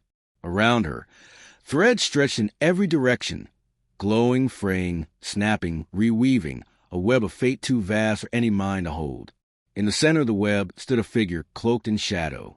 Not giant, not god, not dwarf. Something older, something watching. It spoke without a mouth, its voice heavy as stone dropped in deep water. Your tears burn the loom. Your fire scorches the threads. You will change the pattern, Freyja. But beware, for every thread you weave, another unravels. She lifted her shuttle, golden tears streaming. Then I will weave faster than the unraveling. The shadow laughed, or perhaps the wind did, and the dream shattered into sparks. She woke with a start, her cats growling low at the foot of her bed. Brisingamen burned hot against her throat, as though it, too, had dreamed. She rose, whispering to herself, "The loom speaks, and if the loom itself warns me, then the weaving has only begun." By morning, word had spread of her defiance in Gladsheim. Messengers brought news from Midgard. Farmers claimed golden drops had fallen into their fields overnight, making the soil rich, making the wheat taller than men. Sailors swore they saw her fire streak across the waves, guiding them to safe harbor. Her name was on mortal lips not as prayer, but as vow, and Odin knew it. The All-Father gathered his council again, but this time Freyja was not summoned. No messenger came to Folkvangr. No raven perched on her roof. Instead, she heard of it from Loki. He appeared in her hall unannounced, as always, grinning like a boy who had stolen a feast. Your excluded golden goddess. Odin called the council, but your name was not spoken. Freyja's eyes narrowed. He dares to bind the 9 worlds without me? Loki chuckled, perching on the arm of her chair. Oh, he dares many things. He dares to wonder if the fire at your throat burns brighter than his eye. He dares to weigh your tears of gold against his raven's whispers. And he leaned closer, his grin sly, he dares to fear you. Her golden tears fell, one by one, searing the wood beneath her feet. Then let him. Fear is another thread, and I know how to weave it. That evening, she walked among her warriors in Sessrumnir. She spoke of oaths, of loyalty, of the vows she held with every tear. She reminded them that half the slain were hers, not Odin's, that her hall was not a shadow of Valhalla, but its equal, its rival, its challenge. And when she raised her cup, they roared her name until rafters shook. Freyja, Freyja, Freyja. Her smile burned, sharp as ever, because she knew the war with the giants was not the only battle she had to fight. The greater war was here, in Asgard. The Council of Gladsheim was closed that morning, its doors barred, its guards stiff as spears. Only the All-Fathers chosen were admitted. Freyja's absence was deliberate, heavy, like a gap in a tapestry that everyone pretends not to notice. Inside, Odin sat upon his high seat, his one eye burning beneath the shadow of his hood. His ravens flitted nervously, their wings restless, as if the air itself grew unsettled by the weight of his silence. Thor leaned forward, restless, his hammer thumping against the bench in impatience. Why keep her out? Freyja fought where none of us did. She took back what the giants stole. Her name burns brighter than ours in Midgard. If this is about honor, she has more of it than most in this hall. Odin's jaw tightened. It is not honor, I doubt, Thor. It is ambition. A murmur rippled through the council. Frigg frowned, but said nothing. Tyr rubbed the stump of his wrist, his voice quiet but firm. Ambition is not sin, unless it turned against us. And do you not see? Odin snapped, his voice rising. Already she gathers the slain to her hall. Already mortals pray her name in their fields. Already the giants whisper fear of her more than of me. If this continues unchecked, who will rule when Ragnarok comes, the All-Father or the Golden Goddess? The silence that followed was sharp as an axe blade. Meanwhile, Freyja sat in Folkvang, not needing ravens to know what was spoken. Her golden tears fell slow and steady, each one sinking into the stone, leaving faint glowing marks that pulse like runes. She traced them with her finger, whispering softly, "So he fears me. Good. Fear's a thread, and fear can bind tighter than loyalty." Her cats prowled the hall, tails twitching, their eyes locked on the door. They could sense a storm building, not of frost, but of pride, oaths, and suspicion. Later that day, news came. A messenger, pale with nerves, delivered it. Odin decreed that henceforth all spoils taken from the giants must be brought first to Gladsheim for judgment. No god or goddess, not even Freyja, could claim them alone. It was a law woven not of justice, but of chains. The Valkyries bristled. One slammed her spear against the floor, her voice fierce. "This law is not for all. It is for you, lady. He seeks to bind your hands." Freyja's smile was thin, sharp, dangerous. "Then he will learn what happens when you try to bind the hands that weave." Her golden tears hissed against the stone. That night, she walked again among the warriors of Sesrumner. She told them of the decree. She told them of chains disguised as laws. And she told them of vows, hers, theirs, and the ones they would never let Odin cut. The warriors roared, their fists striking tables, their voices rising like a storm. "Freyja! Freyja! Freyja!" And above their cries, she whispered only to herself. The loom tightens, the pattern twists, and soon it will break. The decree of Odin spread across Asgard like frost, thin, sharp, and unwelcome. Some gods accepted it with bowed heads, too accustomed to the All-Father's weight to resist. Others muttered in corners, whispering doubts they dared not speak aloud. But Freyja did not bow. She did not mutter. She wove. In the quiet of Folkvang, by torchlight and golden tears, she began to bind allies to her cause. Not with chains, not with commands, but with oaths whispered and sealed by her presence. The Valkyries swore first, fierce and unwavering. "Our spears are yours. Our wings are yours. Our oaths are yours." Then came warriors, drawn from the half of the slain she had claimed. They knelt at her feet, their voices thunder. "We died for battle. We live for you. Speak and we follow." And slowly, carefully, others followed. Gods not blind to Odin's fear. Gods tied to silence. Frigg sent no oath, but her glance lingered longer than before. Tyr spoke of law, but his tone carried sympathy. And Heimdall, ever watchful, did not warn Odin when Freyja's chariot crossed Bifrost more often than it should. The threads thickened, the loom strained. But Freyja's weaving did not stop at Asgard. Her name had spread far into Midgard. Mortals whispered that golden drops had blessed their fields, that sparks had guided their ships, that love and fury walked hand in hand through their nights. Farmers left small offerings at crossroads. Sailors carved her rune into their masts. Warriors painted her tears on their shields. And Freyja heard. She felt every vow, every whisper, every oath. Each one was a thread, and she drew them into her cloak. "You see," she said one night, standing at the edge of her hall, Brisingamen burning at her throat, "the 9 worlds are full of threads, and the more you try to cut them, the more they bind." But Odin was not blind. From his high seat, he watched the shifting of loyalties, the weaving of oaths. His ravens brought him whispers of warriors chanting her name, of gods pausing before they obeyed, of mortals who turned their prayers from him to her. He stroked his beard, his one eye narrowing. "She gathers too many," he muttered, "too fast." And in the shadows, Loki's voice curled like smoke. "Of course she does. She weaves with tears, not with fear. And tears, Odin, are stronger than chains." Odin's jaw tightened. "Then perhaps it is time we test how strong her weaving truly is." That night, as Freyja slept, Brisingamen flared hot against her skin, burning with warning. Her dream came sharp and sudden. A wolf's howl, distant but rising, a river of gold turning to ice, and a voice in the dark whispering, "Every thread unravels when the wolf begins to run." She woke with a gasp, golden tears searing her cheeks.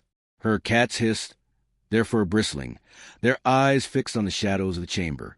Something had shifted, and Freyja knew Odin would not wait much longer. The wolf's howl from her dream lingered in Freyja's ears long after she woke. It was not just dream sound, it was omen. In the 9 worlds, wolves were never only wolves. They were hunger, they were fate, they were endings given teeth. She rose from her bed, Brisingamen hot against her skin, golden tears burning as they fell. Her cats prowled at her feet, restless, ears flicking toward the unseen. She whispered to them, steadying her breath. You feel it too. The loom shifts. Odin moves. In Gladsheim, the All-Father indeed began his weaving, not with shuttle and thread, but with whispers and suspicion. He summoned Tyr, voice heavy with false calm. Tell me, if Freyja's hall grows louder than mine, if warriors raise her name higher than mine, where will your odes fall? To law or to her fire? Tyr's jaw tightened. My odes fall where justice does, and justice is no man's to hoard. Odin's one I narrowed. He said no more, but the silence was a threat. He spoke with Heimdall next, his tone sharp. You see everything. Tell me, what paths does Freyja's chariot carve across Bifrost? Whom does she visit? What vows does she weave? Heimdall's golden eyes glimmered, his face unreadable. I see threads, All-Father, too many to count, but not all are mine to tell. Again, Odin's silence weighed heavier than words.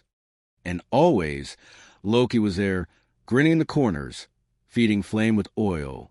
She is clever, isn't she? He murmured at Odin's side. She gathers not by threat, but by love. It makes loyalty stickier, harder to cut. Odin's reply was low, dangerous. Then I will not cut. I will burn. Meanwhile, Freyja gathered her Valkyries in Folkvanger. Their armor gleamed in torchlight. Their wings rustled like storm clouds. Their eyes burned with fierce loyalty. Odin thinks to test us, she told him, her voice steady, golden tears tracing fire down her cheeks. He thinks to bind me with silence and chain you with laws. But oaths are ours to claim, and if he fears us, then let him. The Valkyries slammed their spears to floor in unison, their voices thunder. We are yours, lady, yours until the last thread breaks. Her smile was sharp, proud, unyielding. Then weave with me, for soon, very soon, Asgard itself will shake. That night, Brisingamen pulsed again, brighter, hotter. Freyja felt the rune fire hum against her skin, warning of eyes upon her. She walked to the threshold of her hall, and looked up at the sky. There, high above, Hugin and Munin circled, black wings slicing the pale moonlight. Odin's watchers, his spies. She lifted her chin, golden tears burning trails down her face. Tell your master I am not afraid. Tell him every drop I shed is a vow. And tell him, when the wolf runs, I will be ready.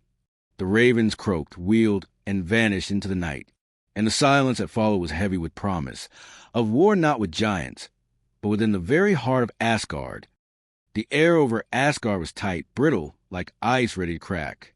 Even the courtyards felt different. The sound of practice soared sharper, the laughter of younger gods quieter. The steps of servants quickened.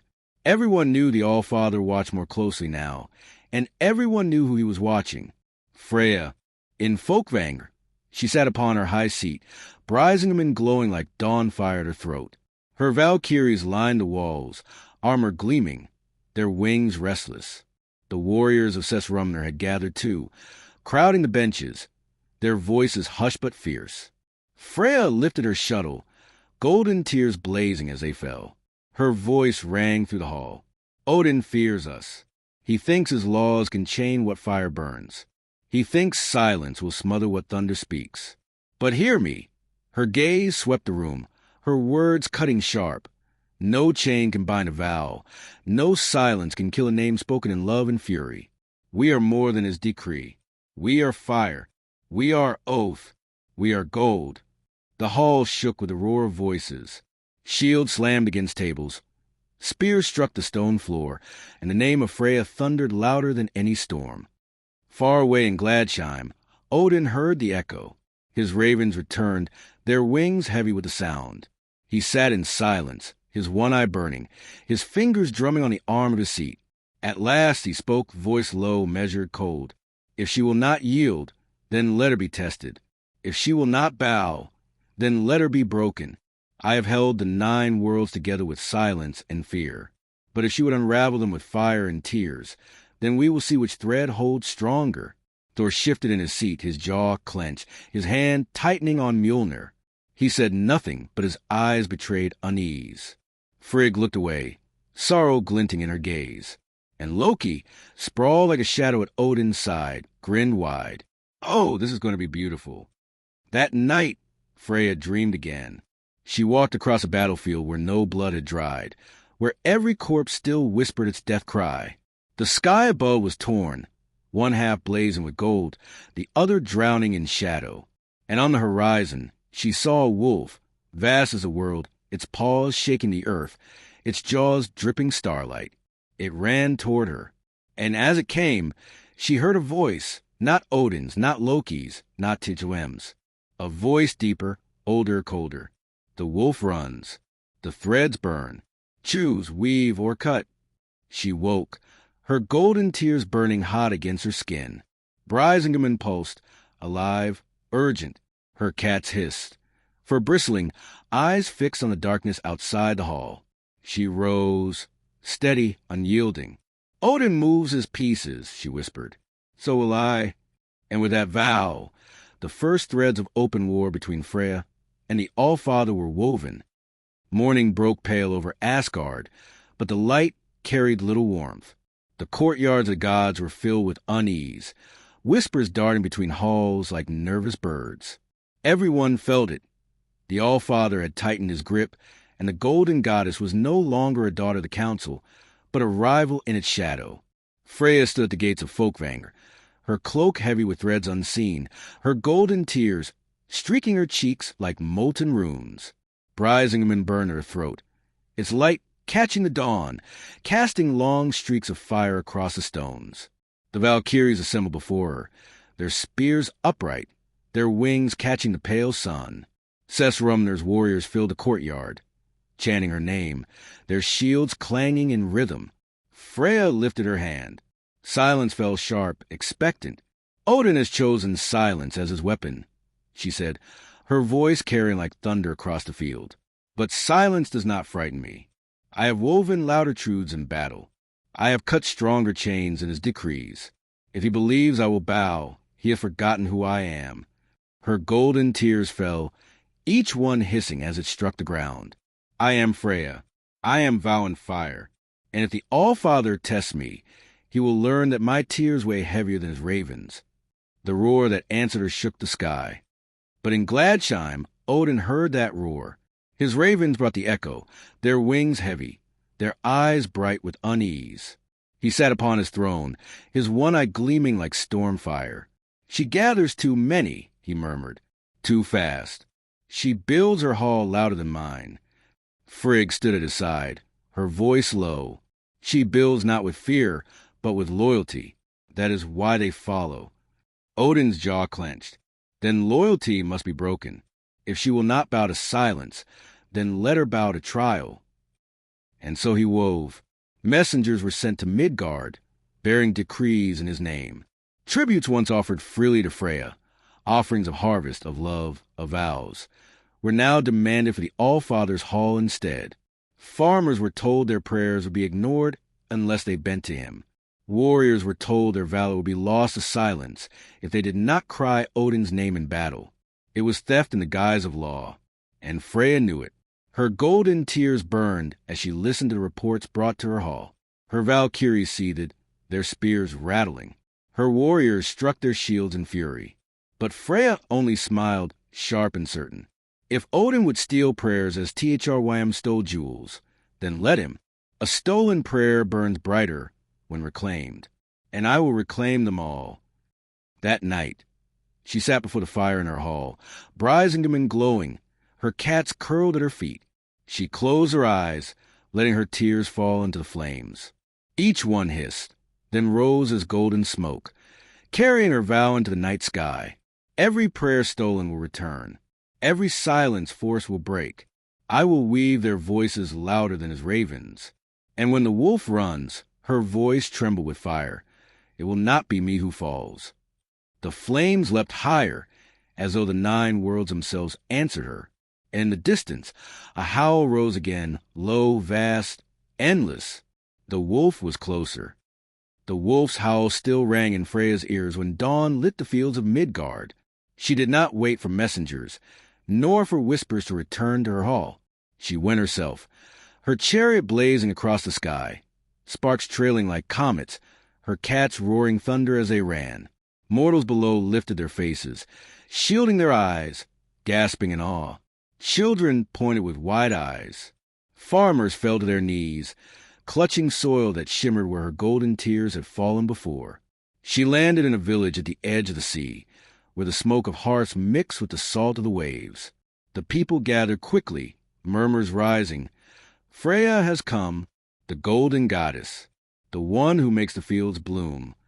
But their joy was shadowed.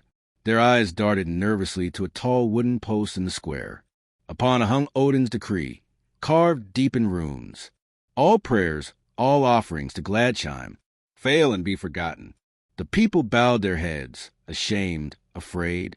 Freyja stepped forward, brazen and burning, golden tears streaking her face. She reached up and tore the decree from the post.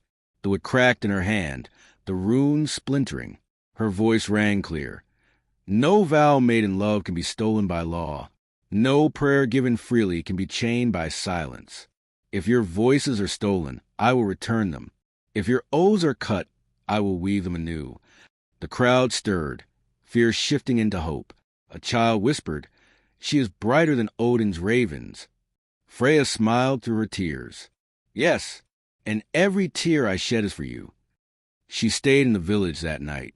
She walked among the fields, touching the soil with her hands, letting her golden tears fall onto furrows. She sat by the fire in their hall, listening to their songs, laughing with their children, blessing their shields with her touch. The people's voices rose, louder than fear. They sang her name, not as supplication, but as promise. Freyja, Freyja, Freyja. The sound carried across the sea, across the forest, across the night. And in Gladchime, Odin heard it. His ravens returned, their wings heavy with the chants. His one eye glinted, storm-dark. "She defies me in my own decree," he growled. "She steals the voices I claimed." Loki lounged nearby, smirking. "She doesn't steal, All-Father. She reclaims. And mortals do love what is taken from them and given back. It binds tighter than fear." Odin's silence was long, heavy. Finally, he said, "Then let her binding be tested. If she loves mortals so dearly, let her bleed for them, and let them see if they sing her name when her fire falters." That same night, as Freyja blessed a village, the ground trembled, the sea roared, waves slamming harder against the shore. A shadow rose from the cliffs, tall, vast, its voice booming like falling stone.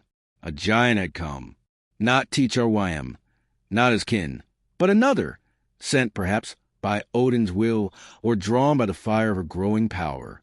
Its laugh shook the earth. "Golden goddess," it bellowed, "let's see if your tears are strong as your words." Freyja stood tall, brazen and burning, golden tears streaming like molten light.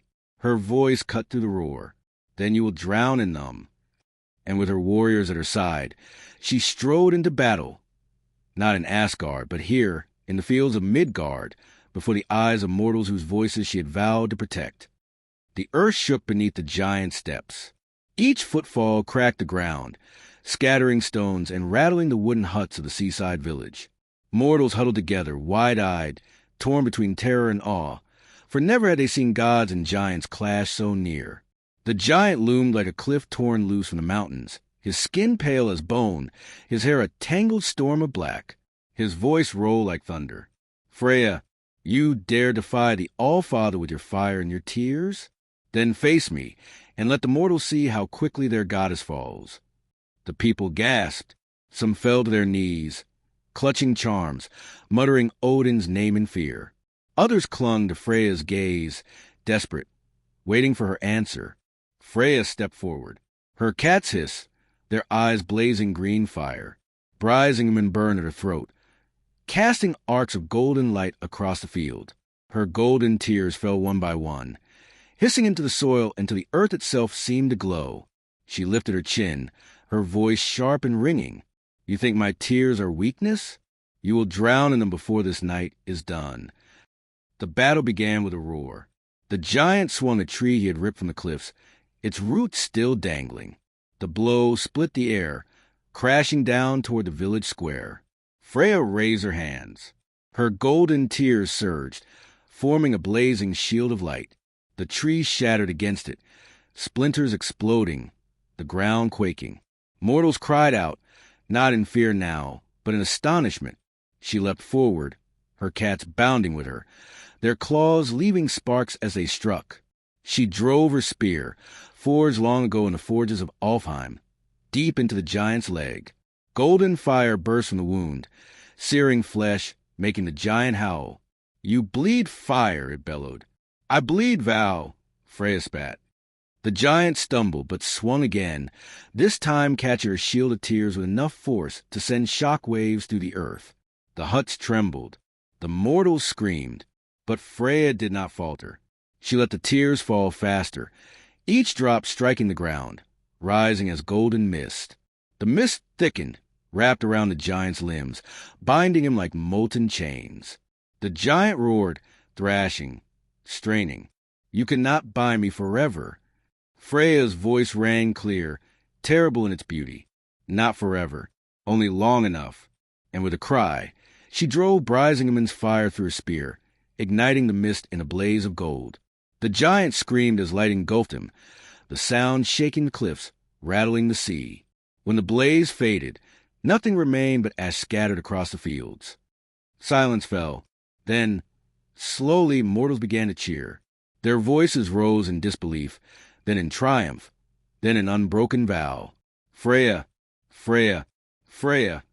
They lifted their children high. They beat their shields with sticks. They wept, but their tears were not golden. They were human, fragile, real. And Freyja, watching them, let her own golden tears fall among theirs. She turned to the people, her voice steady.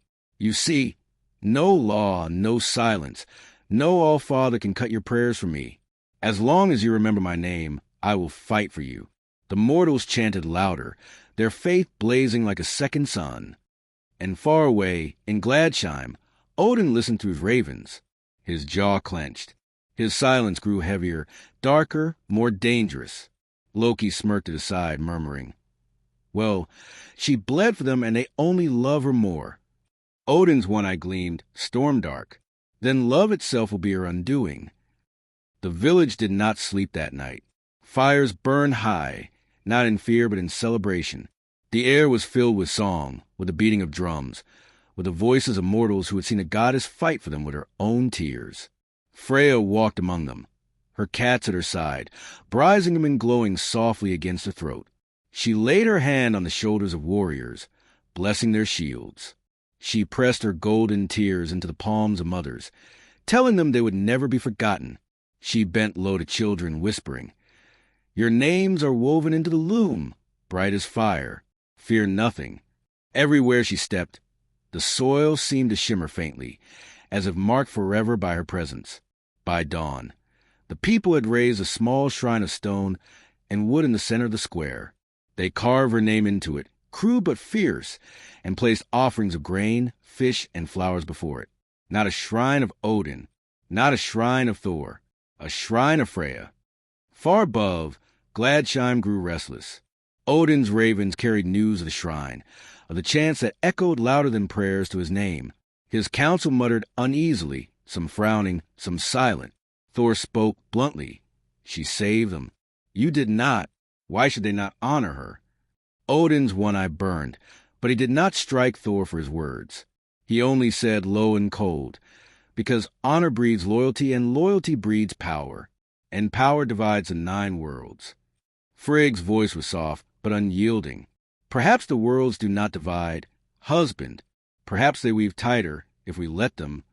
Odin's silence was darker than thunder. Freyja returned to Folkvanger, her chariot blazing across the sky, trailed by songs rising from Midgard. The Valkyries met her with fierce pride, their armor gleaming, their wings spread wide. The warriors of Sesrumner lifted their cups high, chanting her name as though it were a battle cry. But Freyja was not drunk with victory. She knew too well what had been set in motion. She stood before her hall, golden tears streaking her cheeks, her voice carrying across the crowd. Odin believes silence holds the worlds. I believe song does. Every chant of my name is a vow. Every tear I shed is a promise. And if he tests me again, let him. I will not fall. Her words lit the hall like fire. Her warriors roared, their oaths sharper than swords. That night, alone in her chamber, Freyja traced the runes on Brisingamen. The necklace pulsed, alive, humming with power. Her tears dripped onto the metal, and for a moment she saw visions dancing in its light. Mortals raising her shrines. Valkyries crying her name in battle. Odin's ravens torn by fire. The wolf's shadow stretching longer across the horizon.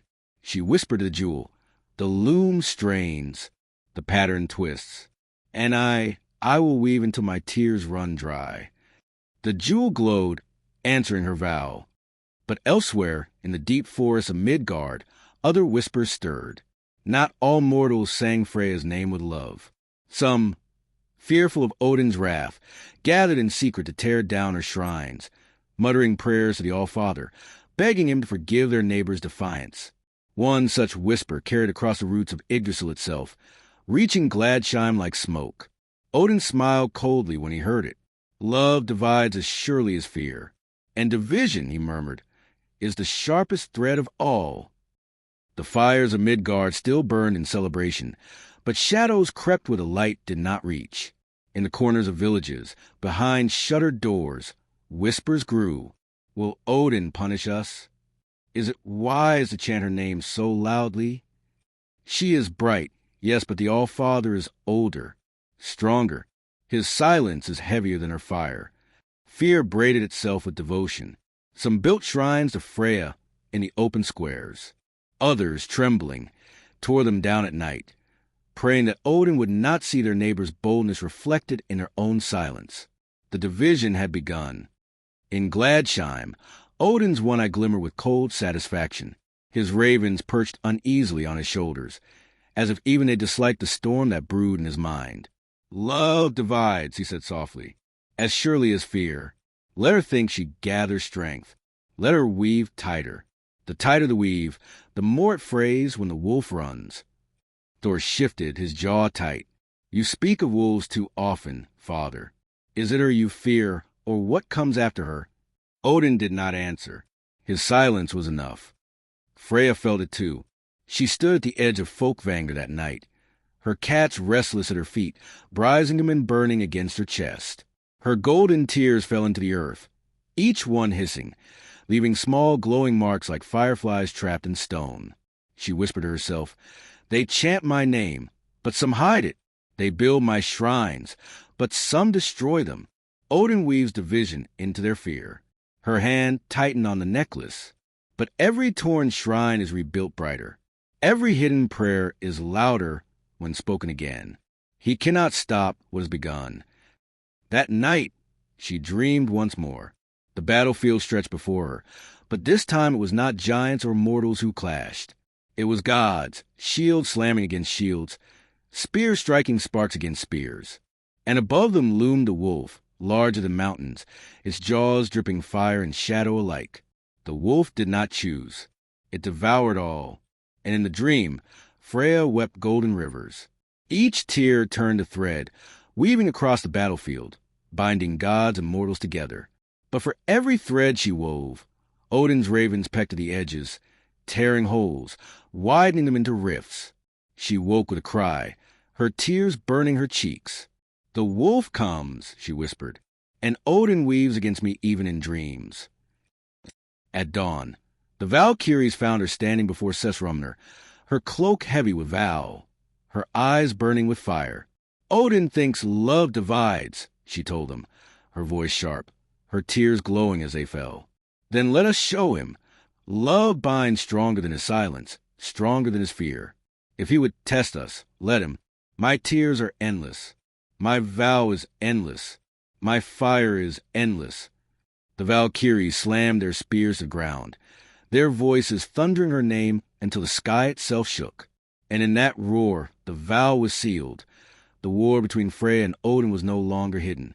It had begun. Dawn over Asgard broke cold, the air sharp as shattered glass.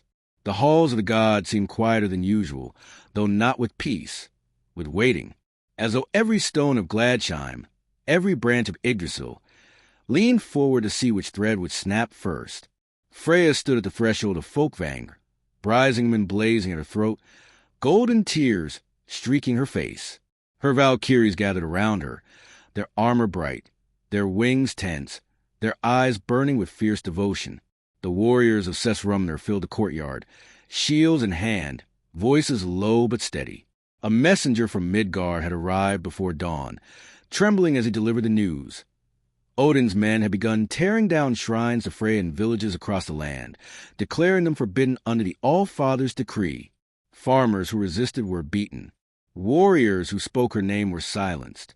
The message ended with a plea, "Come to us, defend us, do not let our prayers be stolen." Freyja's golden tears fell hotter, brighter, leaving glowing cracks in the stone at her feet. "Odin has declared war not only on me," she said, her voice sharp, her gaze unyielding, "but on mortals who dared love me. If he thinks silence will smother their voices, then he has forgotten what my tears are for." The Valkyries raised their spears. Sesrumner's warriors slammed their shields. The roar shook the morning sky. Far above, Odin sat upon his high seat in Gladsheim, listening through his ravens. His one eye gleamed with storm and steel. "She moves," he murmured. "She gathers. She defies me openly now." Frigg's face was shadowed, sorrow in her gaze. "She defies you because you forced her hand. Had you let her fire burn beside yours, not against it, this rift would not have widened." Odin's jaw tightened. "There is no fire beside mine, only beneath it." And with those words, he gave his command. "Double patrols of Asgard. Send ravens to every shrine in Midgard. Silence every chant her name." That night, Freyja rode to Midgard herself. Her chariot blazed across the dark sky, sparks raining over the seas. Mortals lifted their faces, whispering her name even before she landed. She came to a village where her shrine had been torn down, the stones scattered, the wood burned. Farmers knelt in the dirt, their children weeping, their prayers choked in fear. Freyja stepped into the ashes, Brisingamen glowing, golden tears falling thick and fast. Each tear struck the ground and bloomed into light, restoring the soil, making flowers rise from blackened earth. She turned to people, her voice ringing clear. "No law, no raven, no silence can erase what is woven. You are mine. I am yours. This shrine will rise again, brighter than before." The people wept, shouting her name, rebuilding the shrine with trembling hands. And Freyja wept with them, her tears burning brighter than fire. But as she raised the shrine anew, her cats growling low at her side, she felt it. The weight of Odin's eye, heavy and cold, pressing against her. She looked skyward, her voice sharp as steel. "Watch me, All-Father. Watch me as I weave louder than your silence. Watch me as I turn every prayer you steal into a vow you cannot break. And know this, the day is coming when even your ravens will chant my name." The sky rumbled with distant thunder, and Freyja smiled through her tears. The shrine rose again, brighter than before. Mortals worked by torchlight, their hands blistered but unyielding, stacking stones, carving runes, weaving flowers into garlands. And through it all, they sang her name, their voices rough but fierce. Freyja stood among them, Brisingamen blazing at her throat, her golden tears falling steady, hissing where they struck the stones. Each tear left a faint glow that lingered, so that when the shrine was complete, it pulsed faintly with living light. Children laughed, running their hands along the glowing runes. Old women knelt, pressing their foreheads to the stones. Warriors raised their shields high, swearing new oaths beneath the goddess's gaze. Freyja's voice rang clear. This is your vow and mine. Every shrine torn down shall be rebuilt brighter. Every voice silenced shall return louder. Let Odin see, your love cannot be broken. The people roared, chanting her name, their voices carrying across the fields, across the sea, up into the sky. And in Gladsheim, Odin heard. His jaw clenched as the ravens croaked the echo of her name. His one eye burned, storm dark. She dares rebuild what I break, he growled. Thor shifted uneasily. She saves mortals. She gives them hope. Is this defiance, or is it what we were meant to do? Odin's gaze snapped to him, sharp as a blade.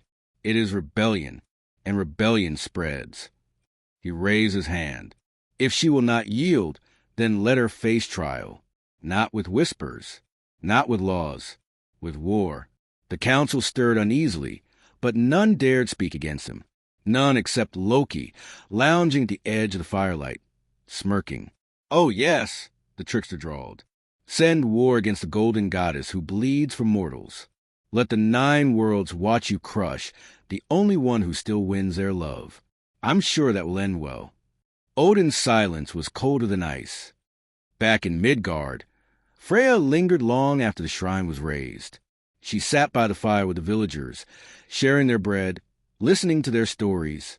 She laughed with their children, blessed their fields, pressed her tears into their shields. And as the night deepened, she walked alone to the edge of the sea.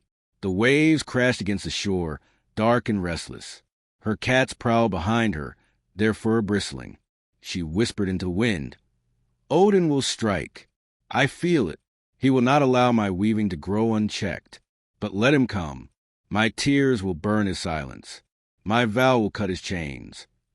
The sea hissed against the rocks, as if answering. That night, she dreamed again. She stood in a hall of endless mirrors. Each reflection showed her with Brisingamen, but in some, it glowed bright as dawn, in others, it lay shattered at her feet. Some reflections wept rivers of gold, others bled shadow. And behind them all, Odin's single eye stared, vast and unblinking, watching every thread. When she woke, her tears were already falling, hot and heavy, glowing like fire. She rose, whispering to herself, the loom tightens, the wolf runs closer, and Odin weaves his trap. Her cats growled low, Brisingamen pulsed, and Freyja knew the next battle would not be against giants, nor mortals' fear. It would be against the All-Father himself. The morning sky over Asgard split with thunder. Clouds rolled heavy and black, though no storm had been called. From Gladsheim, Odin's ravens flew wide, their wings blotting the light, scattering shadows across Midgard. Mortals shivered at the sight, for ravens meant judgment, and judgment from the All-Father was never merciful. In Folkvang, Freyja stood ready. She had woken knowing the day had come. Brisingamen pulsed hot against her throat, golden fire running through its runes. Her Valkyries assembled in full armor, their wings spread like storm clouds, their spears blazing in the torchlight. Sesrumner's warriors struck their shields in rhythm, a drumbeat of defiance. She raised her hand, and silence fell. Odin has chosen war. He cloaks it in judgment, he dresses it as law. But make no mistake, this is no trial. It is envy. It is fear. Her golden tears fell, each one striking the stone floor, hissing into runes of light. He believes silence will bind me, but silence is not a chain. It is a thread, and I will cut it. The Valkyries roared. The warriors lifted their shields high. In Gladsheim, Odin stood before his council. His cloak hung heavy. His single eye burned with stormlight. Freyja defies me before mortals and gods alike, he said. She rebuilds what I tear down. She chants her name louder than mine. If this is not rebellion, what is? The gods shifted uneasily. Thor's jaw tightened, but he said nothing. Tyr's face was grim. Frigg sorrow deep. Heimdall's silence watchful. Only Loki smiled, lounging with lazy grace. If you call it rebellion, All-Father, then rebellion it shall become. Just remember, rebellions, once named, are harder to kill. Odin's gaze cut to him, sharp as an axe. Then I will not name it rebellion. I will name it treason. And treason burns. His decree fell swift as a blade. Freyja will be summoned before Gladsheim not as counselor, but as accused. She would answer for her defiance, her shrines, her chants, her fire. And if she refused, Asgard itself would march against her. The ravens carried this judgment to every hall, every corner of Midgard. By dusk, mortals whispered in fear. By nightfall, some shrines were already torn down, their builders trembling at what the Allfather might bring. But others lit more fires, sang her name louder, swore oaths they refused to break. The world split further.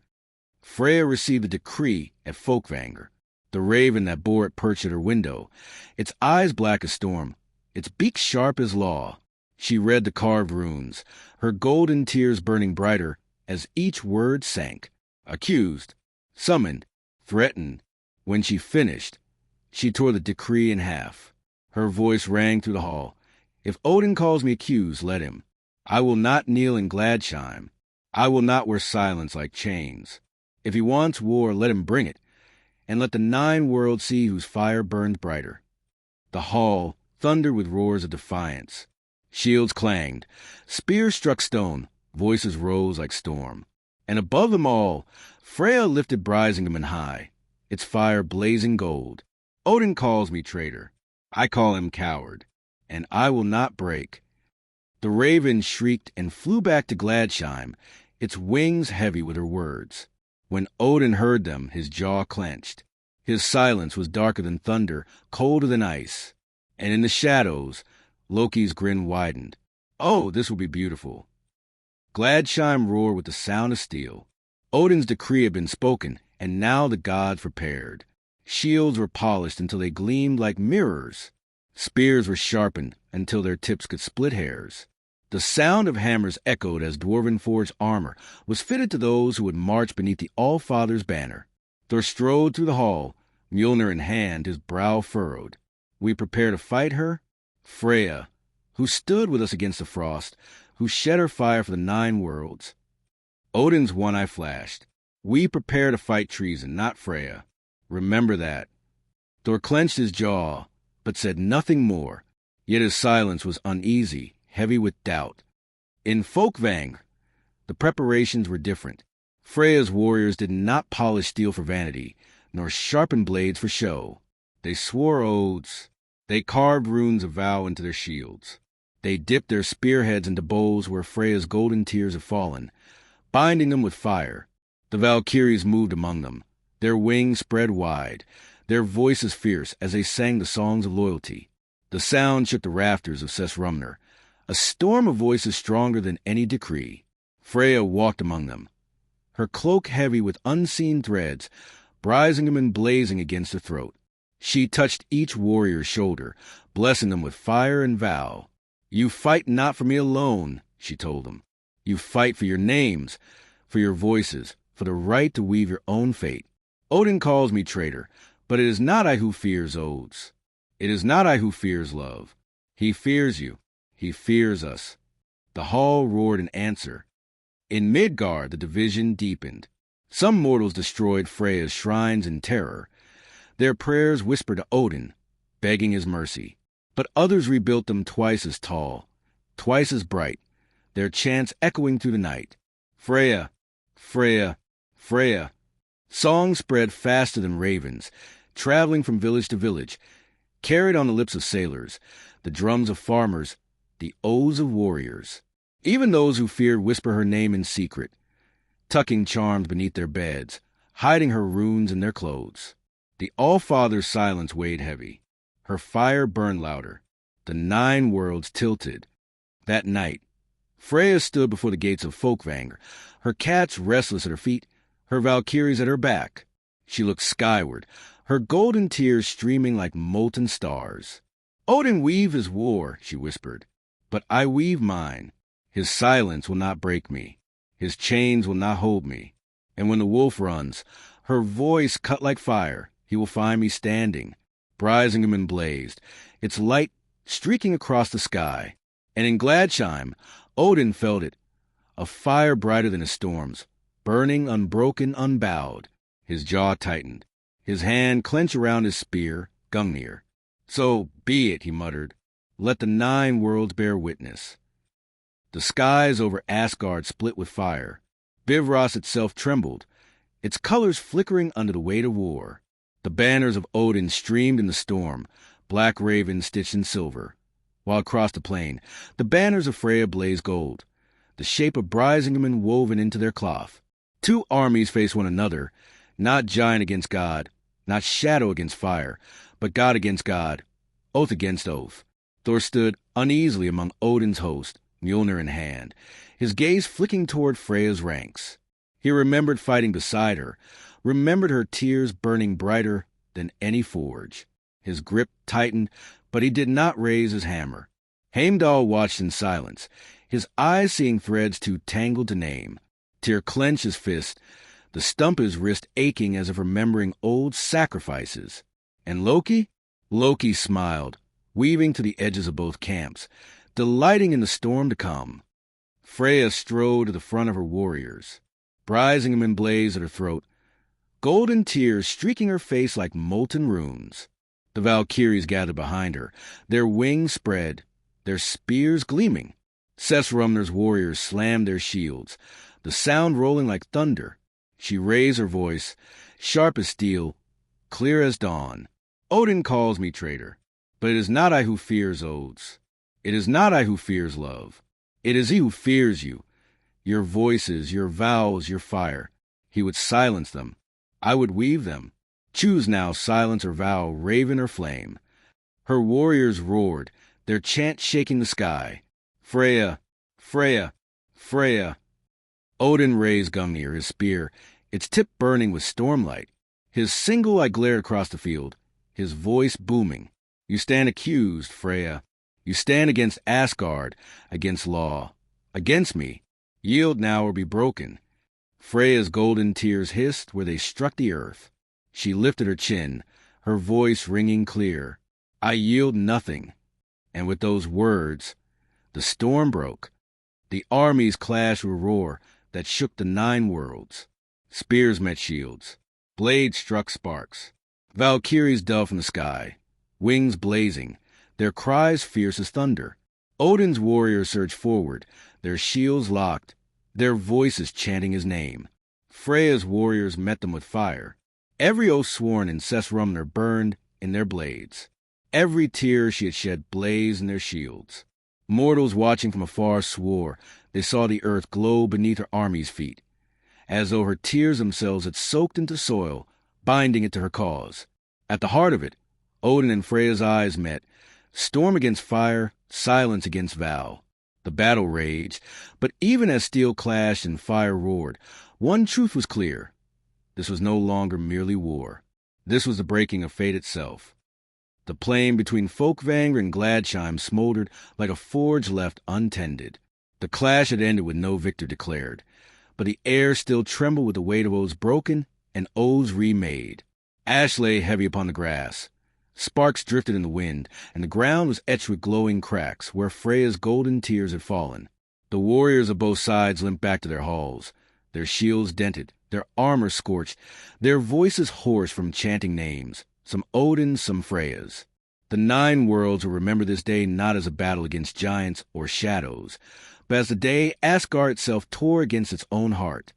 Freyja stood among her warriors, her cloak torn, her hair streaked with ash, but Brisingamen still blazed bright at her throat. Her golden tears streaked her cheeks, burning even as they fell. "You did not break," she told him, her voice hoarse but fierce. "Odin's storm did not silence you. His chains did not bind you. You stood, you fought, you roared. And for every wound you bear, know this, it is a vow carved into your flesh. You are mine. I am yours. And know, All-Father will cut that thread." The warriors struck their shields weakly at first, then louder, until the sound grew into thunder once more. In Gladsheim, Odin sat upon his high seat, his one eye shadowed, his jaw tight. His ravens perched uneasily, their feathers ruffled, as if even they sensed his silence was stretched too thin. Thor stood before him, Mjolnir at his side, his voice low but steady. Father, you saw it. She did not yield. And those who followed her, they did not falter. If you continue this war, you risk breaking Asgard itself. Odin's gaze snapped to him, sharp as a spear. It is already breaking. Better it breaks by my hand than by hers. Freyg's sorrow was heavy in the hall. You fight not to protect, but to control. And control frays faster than love. Odin's silence was darker than thunder. And in the corner, Loki's grin glimmered, sly and satisfied. "Oh, how splendid," he murmured. "The wolf needn't run to devour you. You devour yourselves." That night, Freyja dreamed again. She walked upon a battlefield that stretched into eternity, strewn with corpses of gods and giants alike. The sky was torn, one half fire, one half shadow, and in the center stood the wolf, vast and endless, its jaws dripping both starlight and blood. It turned its gaze to her, and in its eyes she saw not malice, but hunger. Hunger for endings. Hunger for fate itself. Her golden tears streamed, each one falling into cracked earth, glowing brighter, weaving threads that bound the soil together. But the wolf's paws tore them apart as quickly as she wove. She lifted Brisingamen high, its fire blazing against the shadow, and screamed, "I will not break." The wolf howled. The dream shattered. She woke in her chamber, her cats restless, their eyes glowing like emerald fire. Brisingamen pulsed hot against her throat, alive, urgent. She whispered into the silence. The wolf runs closer. Odin weaves tighter. And I must weave faster. Her golden tears burned, but her smile was sharp, because no matter how the threads tangled, she would not stop. The battlefield still smoked when Freyja led her warriors back to Folkvanger. Their shields were scarred, their spears bent, their armor dented, but their eyes still burned. Behind them, the plain was littered with shattered weapons and scorched earth, the wounds of Asgard carved into stone. The Valkyries guided the weary into Sessrumnir. They poured mead, bound wounds, sang songs not of mourning but of defiance. Their voices rose like fire, stronger than silence, fierce as storm. Freyja stood before them all, Brisingamen blazing at her throat. Her golden tears streamed freely now, each drop glowing as it struck the floor, leaving burning runes that pulsed like living vows. "You bled," she told them, "but you did not bow. You broke, but you did not yield. And every wound you carry is not loss. It is fire. It is vow. It is proof that Odin's storm cannot silence us." The warriors struck their shields, weakly at first, then stronger, until the hall thundered with the rhythm of their oaths. In Gladsheim, Odin sat upon his throne, his one eye cold as storm. The council was gathered, but their voices were low, uneasy. Thor broke the silence first. "Father, the battle proved nothing.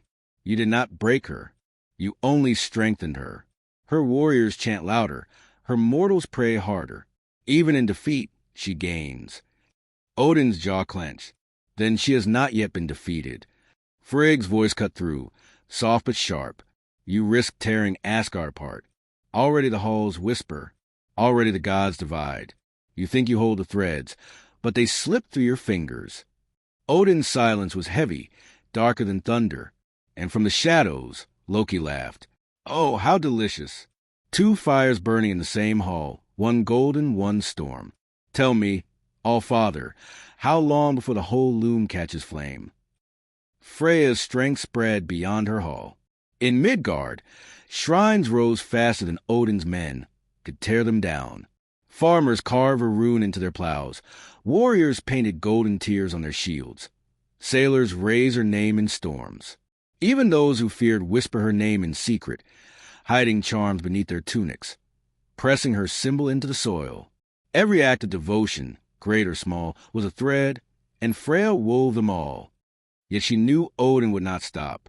One night, as she stood at the edge of her hall, her cats growling low, she whispered into the dark, "He seeks allies. He will turn even gods against me. He will weave silence thicker than any storm. But I will weave louder."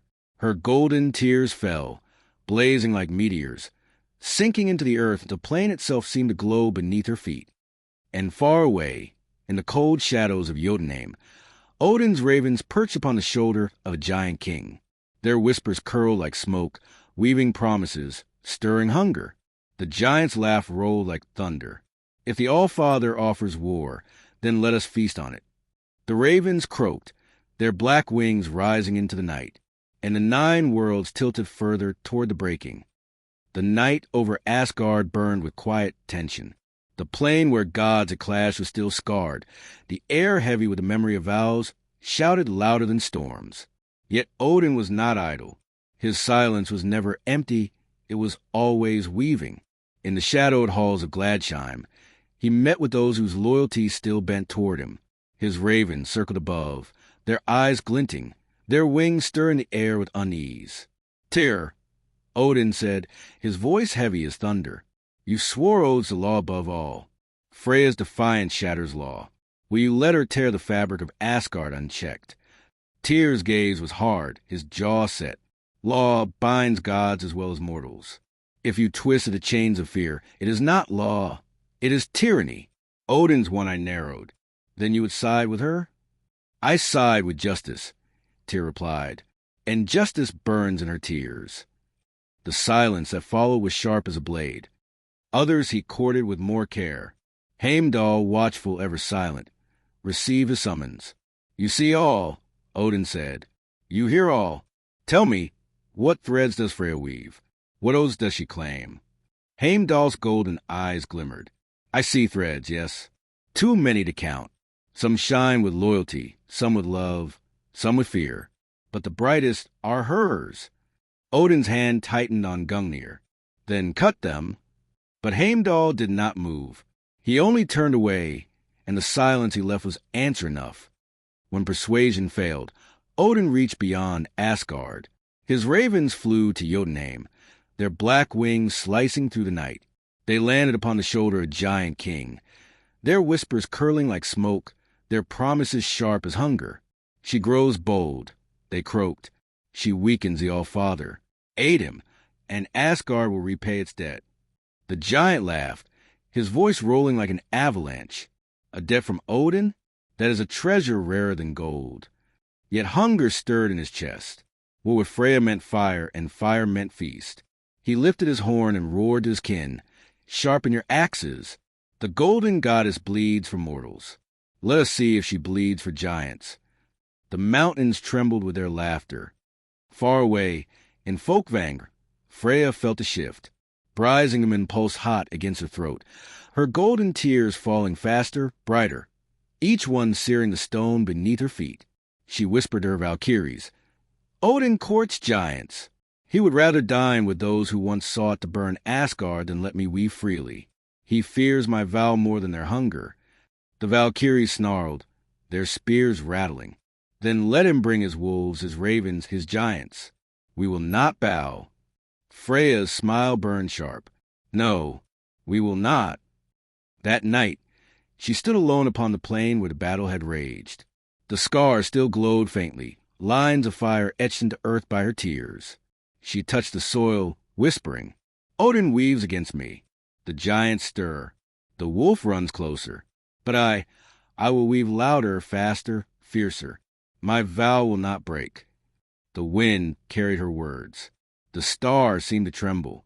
And far beyond, the wolf howled again. The mountains of Jotunheim groaned as the giants gathered, their laughter echoing to the frozen valleys. They sharpened axes the size of tree trunks, hammered shields from slabs of stone, and drank from horns carved from beasts long extinct. Word had reached them. Odin himself whispered war, and Freyja was its spark.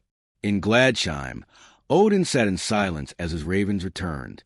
They croaked the news in his ear. The giants prepared to march. His one eye gleamed like a storm over the sea. "They come," he murmured. "Good. Let her fire meet their frost. Let her golden tears fall upon their hunger. If she survives, she weakens. If she falls, she ends." Thor shifted uneasily at his side. "Father, if you set giants upon her, then you set giants upon us all. They did not stop once blood is spilled." Odin's voice was iron. "Better her blood than mine." And with those words, he bound the fate of Asgard tighter. In Folkvang, Freyja felt a tremor of their steps before the scouts even brought word. Her cats hissed, their fur sparking with fire. Brisingamen blazed against her throat, its runes hot, alive, warning. The Valkyries stood ready, their spears gleaming, their wings tense. Sesrumner's warriors slammed their shields, the sound rolling like thunder through the hall. A messenger stumbled in, breathless. "Lady," the giants march, armies from Jotunheim. Their banners rise. Their laughter shakes the mountains. Freyja's golden tears streamed, burning as they fell. She raised her voice so all could hear. "Odin fears my vow so deeply. He feeds his hall to wolves and calls it wisdom. He would unleash the giants to silence me. But hear me well." Her eyes blazed as she lifted Brisingamen. "I do not fear their frost. My tears burn hotter. My vow burns louder. And if they march into fire." Her warriors roared in answer, their chant thundering until the rafters shook. "Freyja, Freyja, Freyja." That night, Freyja walked alone to the edge of the plain. She stood where gods had already clashed against gods, where her tears still glowed faintly in the soil. The sky above was vast, restless, streaked with fire and shadow. She whispered to herself, "The loom strains. The wolf runs closer. The giants come." And Odin weaves silence darker than night. Her golden tears fell, glowing brighter, carving runes into the ground. She bent and touched them, sealing them with her vow. "I will not break." And as her words faded into the night, the first echoes of the giants' drums rolled across the mountains. The mountains shuddered under the weight of marching feet.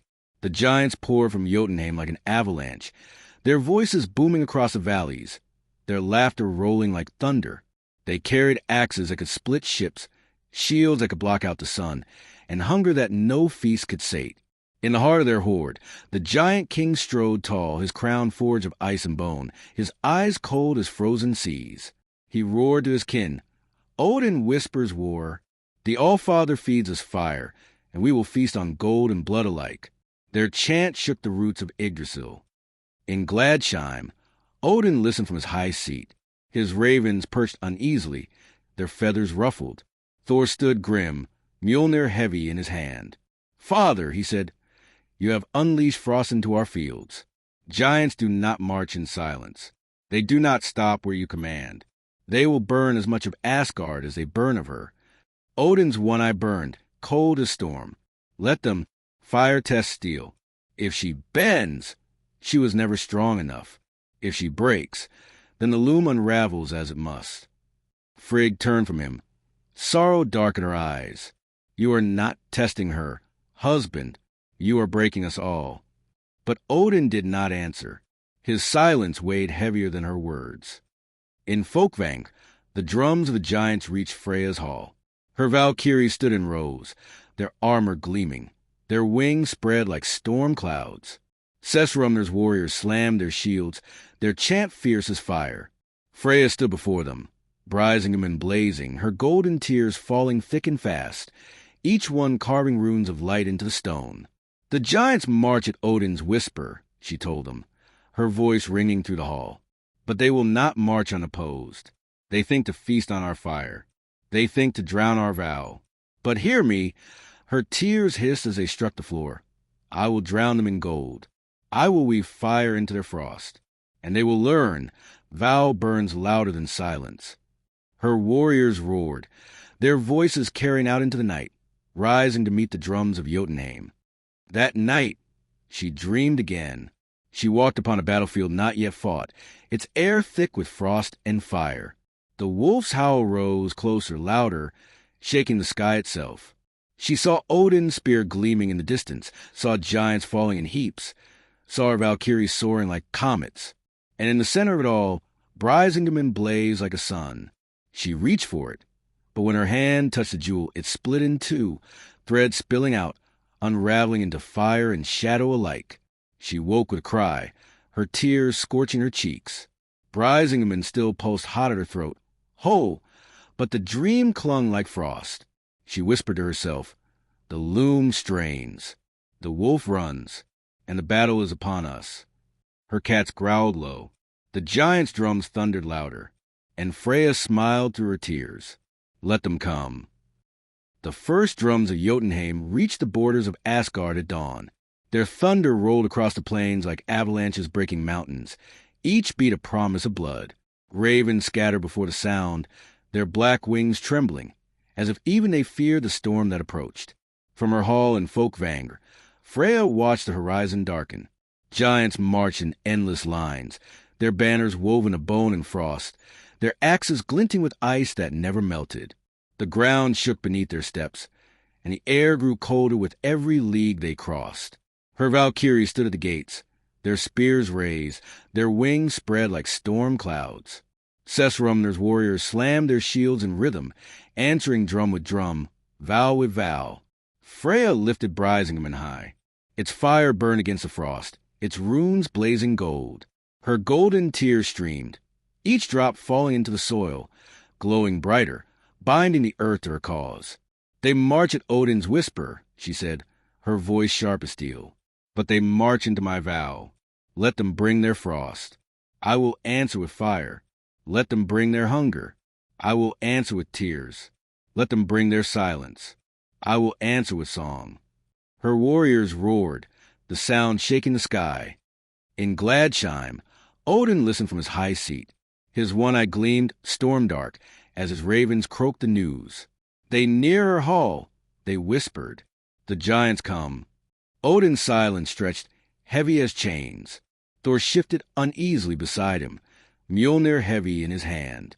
Father, he said, if they strike her, they strike us all. If Folkvangr burns, Asgard burns with it. Will you let giants feast on our soil? Odin's gaze was cold. If fire consumes frost, then both weaken. Let them bleed each other. When the smoke clears, I will hold what remains. Thor's jaw tightened, but he spoke no more. And Loki, lounging at the edge of the hall, smirked. Oh, how clever! Let her tears drown the giants, and let the giants cut her threads. All while you sit untouched. Truly, All-Father, you weave silence better than anyone. Odin did not answer. His silence was darker than thunder. At the borders of Asgard, the first clash came. Giants raised their axes. Swinging trees turned to weapons, their voices booming as they laughed. But the Valkyries fell from the sky, their spears blazing with Freyja's fire, their wings slicing through the frost. The ground shook, shields splintered, the air burned and froze at once, frost and flame colliding in storms of vow and hunger. And at the heart of it, Freyja strode forward, Brisingamen blazing like a second sun, her golden tears streaming. Each drop struck the earth, rising as pillars of light that sear the giants' flesh, binding their steps, burning their laughter into screams. The battle had begun. The frost of Jotunheim clashed against the fire of Folkvangr. The giants roared as their axes fell, splintering shields, crushing warriors beneath the weight of stone and bone. Their laughter rolled like thunder, cruel and hungry, echoing across the battlefield. But Freyja's fire burned louder. She strode among her warriors, Brisingamen blazing at her throat, her golden tears streaming like molten suns. Each tear struck the earth and rose as a spear of light, piercing the giants' legs, searing their flesh, binding them in threads of vow. The Valkyries fell from the sky, their wings slicing through frost, their spears blazing with fire. They sang as they struck, their voices carrying vows that shook the clouds. Giants staggered, their laughter breaking into roars of pain as fire met ice, as oath met hunger. Sessrumner's warriors slammed their shields, their chants fierce, their blades burning with runes etched in Freyja's tears. They struck as one, their unity louder than any storm.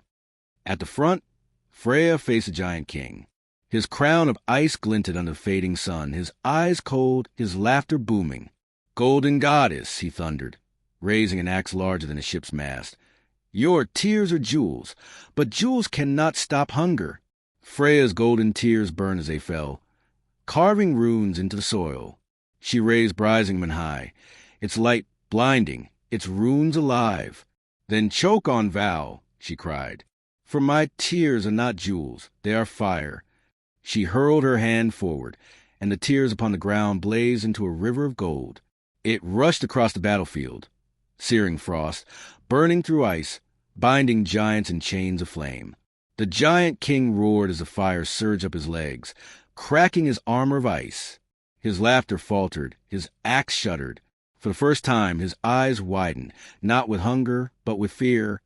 Far away, in Gladsheim, Odin sat upon his high seat, his ravens shrieking in his ears. He watched through their eyes as Freyja's fire rose, as giants fell, as vows bound frost. His jaw tightened. His silence was heavy, darker than storm. Thor turned to him, his voice low, urgent. "Do you see? She holds them back. Without her, the giants would already be at our gates. Will you still call her traitor? Odin's one I burned. I call her dangerous." Loki's laughter slid through the hall like smoke. "Dangerous, yes, but not to the giants. Only to you." On the battlefield, Freyja's fire spread, her golden tears carving runes into every stone, every shield, every blade. The giants stumbled, roaring, their frost cracking, their laughter silenced. The plain shook with vow and fire, and Freyja stood at its heart, unbroken, unbowed, her golden tears burning brighter than ever. The giants had come to feast. Instead, they burned. The battlefield glowed with gold and frost, every clash of steel sparking storms that lit the sky. Giants pressed forward, their axes falling like avalanches, their laughter booming even as fire seared their flesh. But Freyja's warriors held. The Valkyries sang as they dove, their wings blazing, their spears tipped with fire. Each note carried vow into the hearts of men and women who fought, lifting their arms when their strength began to fail. Sesrumner's warriors struck in rhythm, their shields shining with the runes carved by Freyja's tears. And Freyja herself blazed like a sun at the heart of the storm. Brisingamen pulsed with living light, its runes weaving outward in golden arcs. Each tear she shed struck the ground and split into threads, binding the defeated giants, weaving chains of vow around their limbs. They stumbled, they roared, they broke, but the fire held. The giant king bellowed, his voice rolling like thunder. He swung his massive axe, cleaving the earth itself, splitting through shields, hurling warriors aside. You burn, goddess, but fire fades. Frost endures. Freyja lifted her chin, her golden tears blazing hotter as they fell. Then feel my vow, for vow endures longer than frost. She raised Brisingamen high, and its light burst outward, filling the sky. For a heartbeat, the battlefield froze in silence. Every eye turned toward her, every heart bound to her flame. Then the light struck. It cascaded across the plain, searing the ice and the giants' armor, cracking their shields, burning through their laughter. The ground itself glowed, golden runes spreading like wildfire, binding the frost beneath threads of fire. The giant king staggered, his crown of ice shattering. His roar shook the mountains, but fear cracked his voice. In Gladsheim, Odin gripped Gungnir so tightly the wood creaked. His one eye blazed with storm as he watched through his ravens. She wields Brisingamen like a spear, he muttered. She binds giants as if they are children. Her tears burn brighter than fire. This is not power, this is threat. Thor's voice was low, heavy. Without her, they would already be at our gates. But Odin did not answer. His silence was darker than thunder, and Loki's laughter slipped soft and sly. "Oh, All-Father, what frightens you more?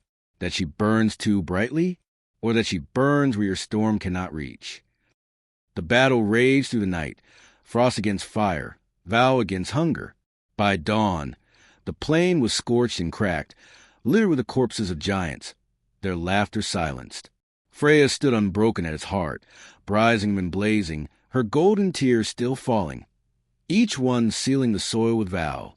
Her warriors roared, their chants shaking the sky, and in the silence that followed, the giants retreated, their king limping, his crown shattered, his laughter gone.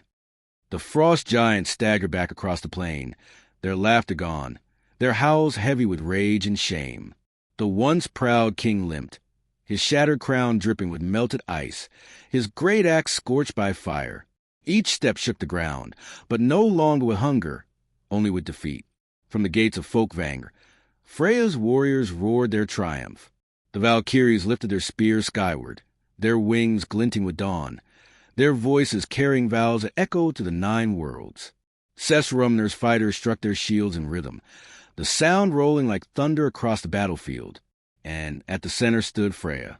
Brisingamen blazed bright as the rising sun, its runes alive with fire. Her golden tears streamed, each one striking the soil and leaving runes of vow that pulsed long after they fell. She lifted her voice, sharp as steel, clear as dawn. They came with hunger, and they leave in silence. They came with frost, and they leave in ash. They thought to break vow, but vow burned them. They thought to silence fire, but fire consumed them. Her warriors shouted her name until the sky shook. In Gladsheim, Odin sat upon his high seat, his one eye dark with storm. His ravens perched restlessly, croaking her name, their wings trembling with unease. Thor stood before him, Mjolnir in hand, his voice low but steady. You see it now, father. Without her, the giants would have broken our gates. Without her, Asgard would be ash. Odin's jaw tightened.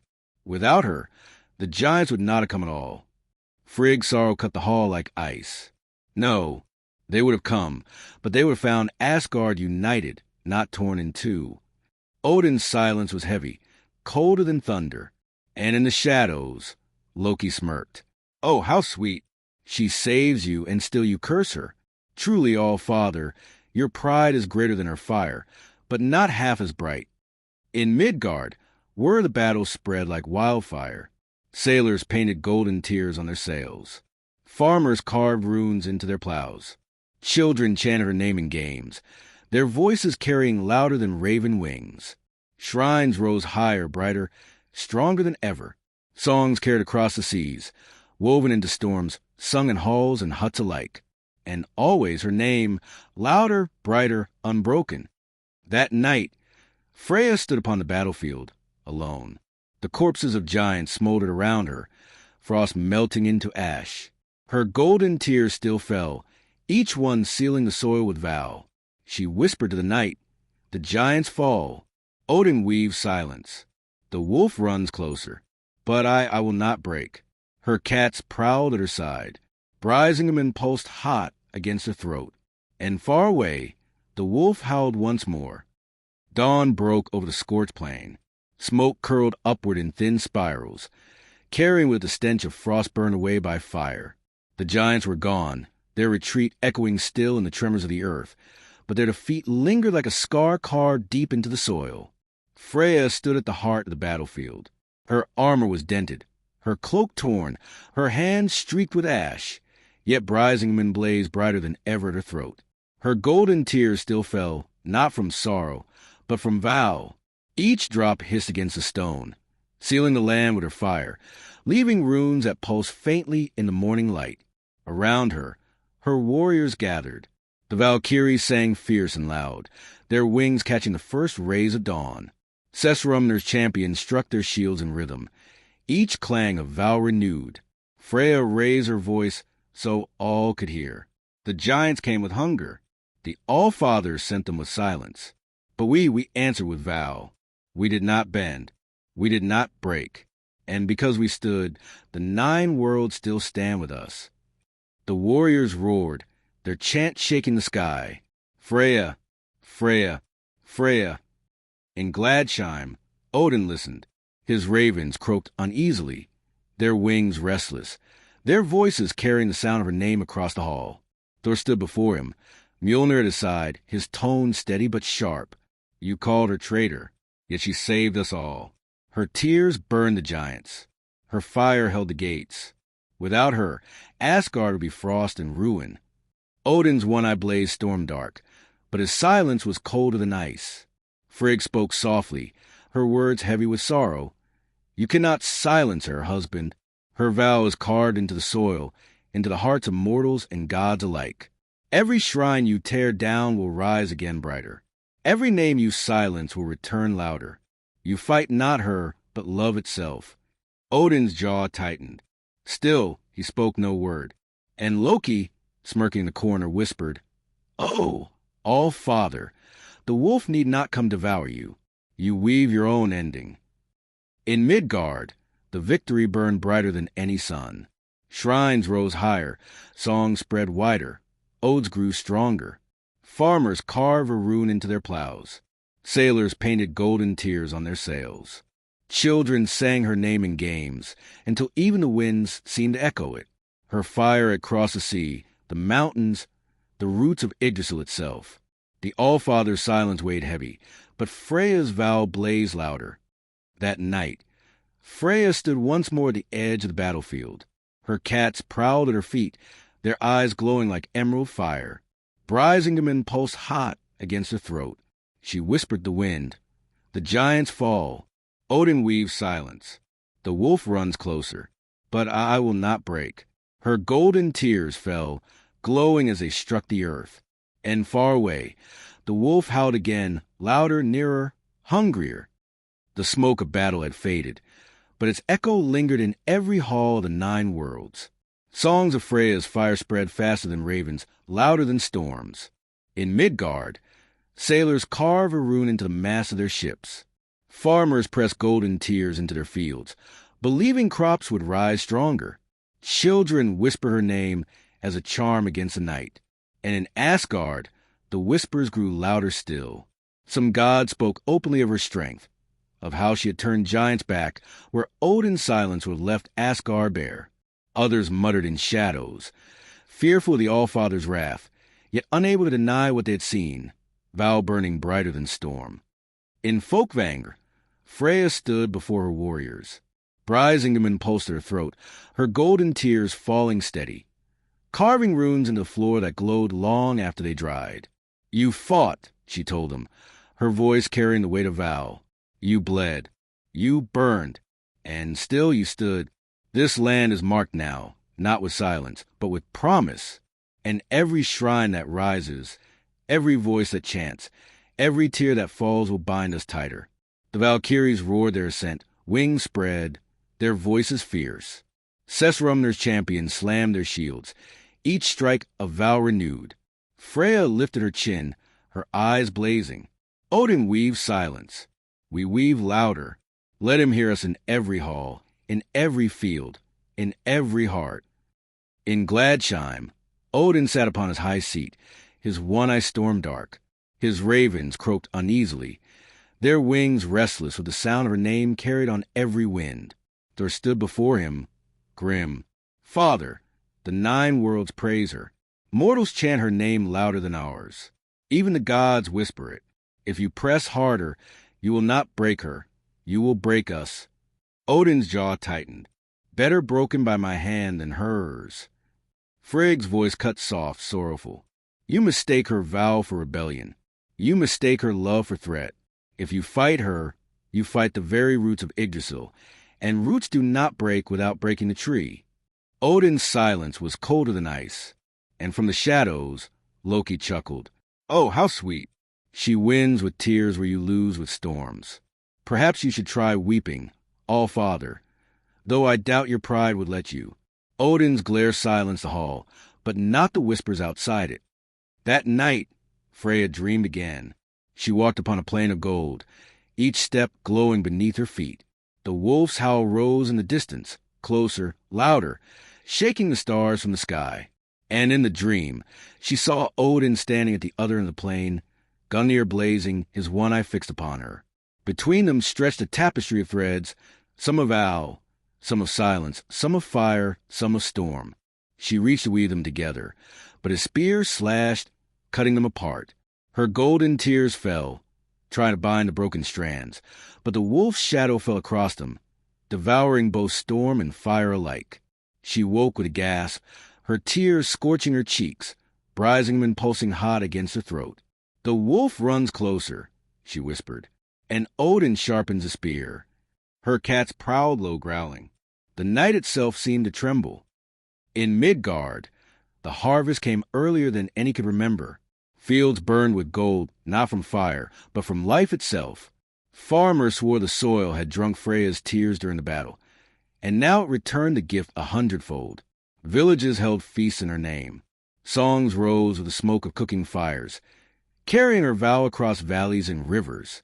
Sailors painted her rune upon their ships, believing her fire would guide them through storms. Warriors etched golden tears onto their blades, swearing that each strike would burn brighter than silence. The people whispered, "The All-Father rules with law, but Freyja rules with vow." In Folkvang, Freyja walked among her warriors. She touched the wounded with gentle hands, her golden tears falling onto their cuts, sealing them with warmth and light. The Valkyries sang louder, their wings spread wide, their voices fierce as storm. Sesrumner thundered with life. Not only warriors, but mortals who had come to offer gifts, to carve runes, to bind themselves to her fire. Children carried flowers. Old women whispered charms. Young warriors swore oaths with trembling voices. Freyja's heart burned. She lifted Brisingamen high, its light filling the hall. "This vow is not mine alone. It is yours.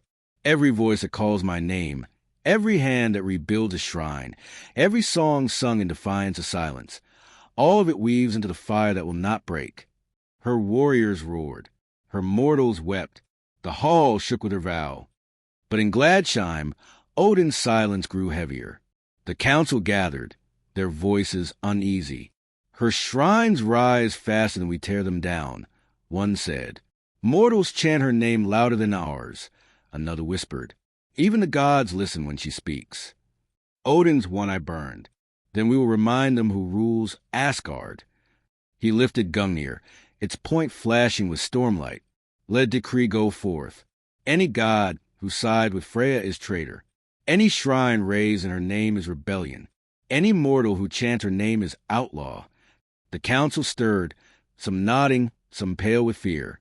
Thor clenched his fist, his voice sharp. "Father, if you strike so hard, you will break more than shrines. You will break Asgard itself." But Odin's silence was iron, and from the corner, Loki's laughter slid like smoke. "Oh, All-Father, every chain you forge only makes her fire louder. Do keep forging. It entertains me." That night, Freyja dreamed once more. She stood in a hall of endless voices. Some sang her name. Some cursed it. Some whispered in fear. She tried to bind them together with golden threads, but a storm wind tore them apart, scattering them into silence. At the end of the hall, Odin stood, his spear gleaming, his one eye unblinking. And behind him, the wolf shadow rose, vast, devouring, patient. She woke with Brisingamen burning hot against her skin, her tears blazing brighter than ever. "The wolf runs closer," she whispered, "and Odin sharpens his chains." Her cats hissed. The night trembled. The decree spread through Asgard like wildfire, but instead of extinguishing flame, it only fed it. In Midgard, Odin's messengers nailed runes of law to the doors of villages. Shrines to Freyja are forbidden. Her name may not be chanted. Her symbols may not be carved. Those who disobey are traitors to the All-Father. But the people tore the runes down before the ink had dried. Farmers carved her tears deeper into the wood of their barns. Sailors painted her rune larger upon their sails. Children whispered her name even louder, daring the storm to silence them. One old woman laughed as she rebuilt a shrine in the open square, her hands trembling but fierce. "Let Odin call me outlaw. I was outlaw before I was born. My vow belongs to her." The crowd roared with her, their voices shaking the ground. In Folkvang, word of the decree reached Freyja. Her Valkyries bristled, their wings spreading like storm clouds, their spears rattling with fury. "They call us traitors," one spat. "They call us rebels," another hissed. "They call us outlaw," a third snarled. Freyja lifted Brisingamen high, her golden tears falling thick and bright. "Then let them call us what they will. Outlaw, rebel, traitor. I call us vow, and vow burns brighter than any name Odin would weave against us." Her warriors slammed their shields, chanting her name until the hall shook. In Gladsheim, Odin listened to the whispers of his ravens. "They defy your decree," they croaked. "They sing louder, they carve deeper." His one eye darkened, his jaw clenched. "Then I will tear their voices from their throats." Thor stepped forward, Mjolnir in hand, his voice low but sharp. "Father, hear yourself. You fight not giants, not shadows, not wolves. You fight mortals with plows, women with flowers, children with songs. And you are losing. The silence that followed was heavier than any storm. And Loki's laugh slid soft and cruel. Oh, All-Father, she wins with tears where you lose with thunder. How long before even your ravens chant her name? Odin's glare silenced the hall, but not the truth in Loki's words. That night, Freyja walked alone to the fields of Midgard. The people had built shrines glowing with fire. Each stone warmed to her touch. Her golden tears fell freely, blessing them, binding them. A farmer knelt before her, his voice trembling. They call us traitors, lady. They call us rebels. Were we now? Freyja touched his shoulder, her eyes burning with vow. You are threads in the fire. You are vow made flesh. And vow does not break. The man wept, pressing his forehead to soil. And around him, the people chanted her name until the stars seemed to tremble. Far away, the wolf howled louder, nearer, shaking the night. And Freyja whispered into the dark, the wolf runs closer. Odin weaves silence, but we weave louder. The rift within Asgard deepened. The halls that once echoed with a single chant now carried two. Some whispered Odin's name in fear. Others spoke Freyja's in devotion. In Gladsheim, the council grew restless. Tyr, his face set with justice, spoke openly. Odin calls her traitor, yet she holds the 9 worlds together. His silence binds nothing, her vow binds all. Others shifted uneasily. Some nodded in secret. Others shrank beneath Odin's one eye, unwilling to speak against him.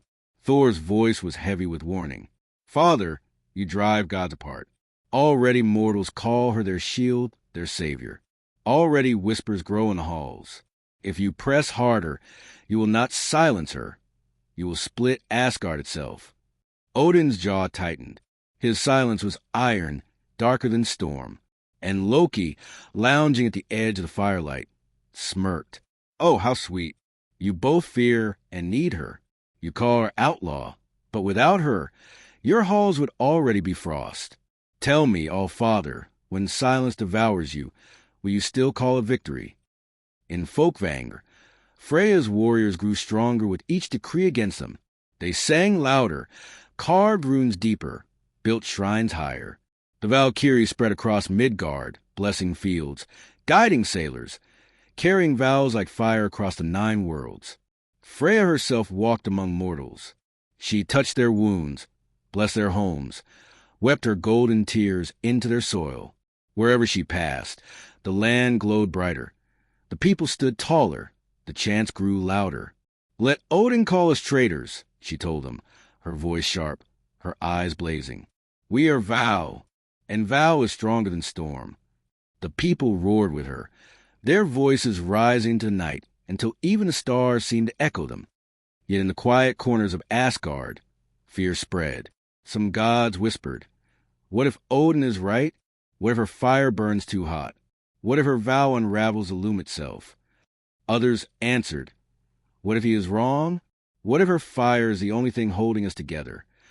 And so the divide grew, fire against storm, vow against silence. That night, Freyja dreamed again. She stood upon Yggdrasil itself, its roots twisting beneath her feet, its branches stretching into eternity. Threads of vow and silence tangled around its bark, golden and black, fire and storm. She tried to weave them, but each time she bound a thread, Odin's spear cut it. And behind them both the wolf waited, its jaws vast, its eyes endless, its hunger patient. She woke with Brisingamen burning hot against her throat, her golden tears searing her cheeks. The wolf runs closer, she whispered, and Odin sharpens his spear. But I will not break. Her cats prowled at her side, their eyes blazing like emerald fire. The night trembled with her vow. The 9 worlds hummed with tension. Mortals prayed louder, shrines rose higher, songs spread farther. And in Asgard, the divide cut deeper than ever. In Gladsheim, Odin stood before the council, Gungnir in hand, his one eye blazing storm. She defies me. She defies Asgard. She defies the loom itself. If she continues, the wolf will run free, and the 9 worlds will burn. Tyr answered with fire in his voice. The wolf runs not because of her vow, but because of your silence. You call her traitor, yet she binds what you unravel. Without her, the roots of Yggdrasil would already crack. Thor stepped forward, his voice sharp. Father, you cannot strike her without striking all of us. She is not traitor. She is shield. And if you force war, Asgard itself will shatter. The hall trembled with their words. Some gods nodded. Others shrank into silence. The council was no longer one. It was two. Odin's silence weighed heavier than thunder. His spear gleamed, his jaw tightened. He said nothing. And Loki's smirk cut through the hall like a knife. Oh, how perfect. The All-Father calls her traitor. The gods call her savior. And the wolf calls you both prey. Tell me who wins in the end. In Folkvang, Freyja stood before her warriors, Brisingamen blazing at her throat. Her golden tears streamed, carving runes of vow into floor. Odin weaves silence thicker than storm. He calls me outlaw, rebel, traitor. But you know the truth. We are vow. We are fire. And vow does not break. The Valkyries roared, their wings spread wide, their voices fierce. Sesrumner thundered with a sound of shields struck in rhythm, a storm of fire louder than any decree. Freyja lifted her chin, her eyes blazing. The wolf runs closer. Odin sharpens his spear. But we sharpen vow. And when the storm breaks, when the wolf devours, when the loom unravels, we will still stand. Her warriors shouted her name until the sky shook. That night, she walked alone upon the battlefield where giants had fallen. Her golden tears glowed as they struck the soil, sealing it, binding it. She whispered into the night, Odin calls me traitor, but vow will outlast the silence. The wolf will come, and when it does, let it find me unbroken. Her cats prowled at her feet. Brisingamen pulsed hot against her throat. And far away, the wolf howled, louder, nearer, hungrier than ever before. The sound rolled across the 9 worlds, a promise that fate itself could no longer be delayed. The howl of the wolf echoed through every branch of Yggdrasil. It shuddered in the roots of Nibelheim, trembled in the peaks of Jotunheim, and burned in the skies of Asgard. Mortals woke in the night, clutching their children, whispering prayers not to Odin, but to Freyja. The air itself felt thinner, as though each breath carried with it the weight of endings. In Folkvang, Freyja stood at the gates of her hall, Brisingamen blazing brighter than dawn. Her golden tears fell heavy, glowing as they struck the earth, each one leaving a rune of vow that burned long after dried. Her cats prowled at her side, restless, therefore bristling as if they too sensed a wolf's nearness. The Valkyries gathered, their wings trembling with fierce anticipation. Sesrumner's warriors struck their shields, the sound rolling like thunder across the hall. Freyja raised her voice, sharp as steel, steady as vow. The wolf runs. The loom unravels. Odin sharpens his spear. But we sharpen fire. We weave louder. And when the storm breaks, it will not silence us. It will crown us. Her warriors roared, their chant shaking the sky. In Gladsheim, Odin sat upon a high seat, his one eye shadowed, his jaw set. His ravens circled, restless, croaking uneasily.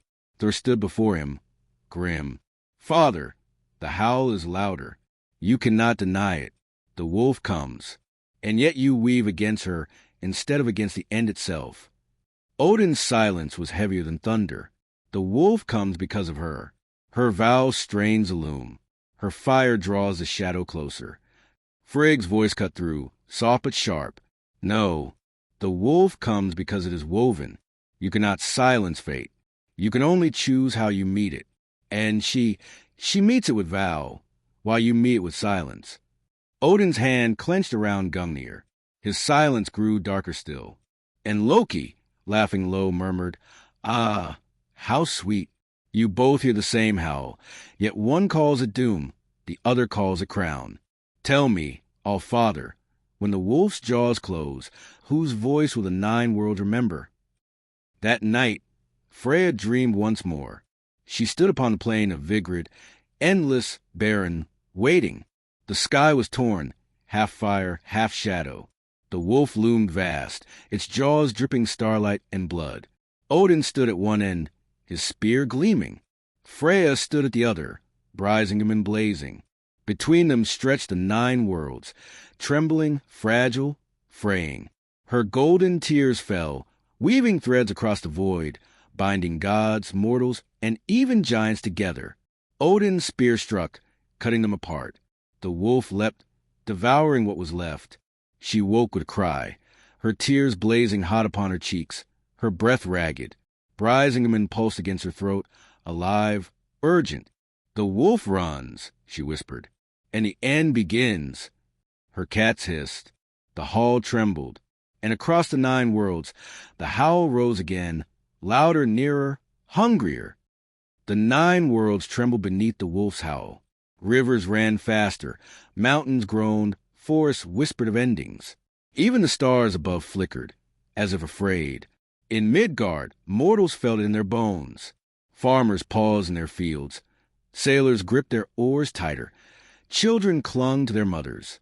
Shrines of Freyja blazed brighter than ever, their stones warm to the touch, their runes glowing through the night. Songs of vow rose louder, as though the people believed their voices could hold the wolf at bay. In Jotunheim, the giants sharpened their axes once more, though their laughter was thin, uneasy. For even they feared the howl, knowing that when the wolf ran free, no frost nor fire would escape at hunger. And in Nibelheim, Hel herself lifted her gaze, her pale eyes glinting. "So," she whispered, her voice colder than ice, "the end stirs, and all souls will pass through my gates." In Folkvanger, Freyja gathered her Valkyries. They stood in ranks, wings spread, armor gleaming with firelight. Sesrumner thundered with chants, shields clanging, voices fierce. She raised Brisingham high, its runes blazing, its light filling the hall. Her golden tears streamed, falling into floor, carving runes that pulse like living flame. "The wolf runs closer," she told him, her voice sharp, her gaze unyielding. Odin sharpens a spear. The loom unravels. But we vow. We weave louder. And when the jaws of shadow close, they will find fire waiting. The Valkyries roared, their wings trembling with power. Sesrumner shook with the sound of warriors swearing oaths that bound their souls to her vow. In Gladsheim, Odin stood before the council, his face dark as storm. His ravens perched uneasily, croaking, their feathers ruffled. "The wolf stirs," he said, his voice heavy. "The end nears. And yet she weaves against me, not with me." Thor stepped forward, his jaw tight. "Father, it is not she who divides Asgard. It is you. She fights the wolf with vow, while you fight her with silence. Choose your enemy wisely, or you'll find yourself alone when the jaws close." Frigg's sorrowful voice joined his. "Even now, gods whisper. Some look to you, some to her. The loom Frey's husband, and if you cut her threads, you cut your own." Odin's grip on Gungnir tightened. His silence pressed heavy on the hall. And Loki, ever smiling, tilted his head. "Ah, the wolf comes, and still you play your game of fire and storm. Tell me, All-Father, when his jaws close, will you even know which side you stand on?" That night, Freyja dreamed again. She stood on the plain of Vigrid, endless, barren, trembling. The wolf loomed vast, its howl splitting the sky. Odin stood across from her, his spear gleaming. And between them, the 9 worlds wavered like threads in the wind. She reached out, her golden tears streaming, weaving light across the void. For a moment, the threads held gods, mortals, giants, all bound together. But then Odin's spear slashed, cutting them apart. The wolf surged, devouring the broken strands. She woke with a gasp, her breath ragged, her tears burning her skin. Brisingham pulsed hot, alive, warning.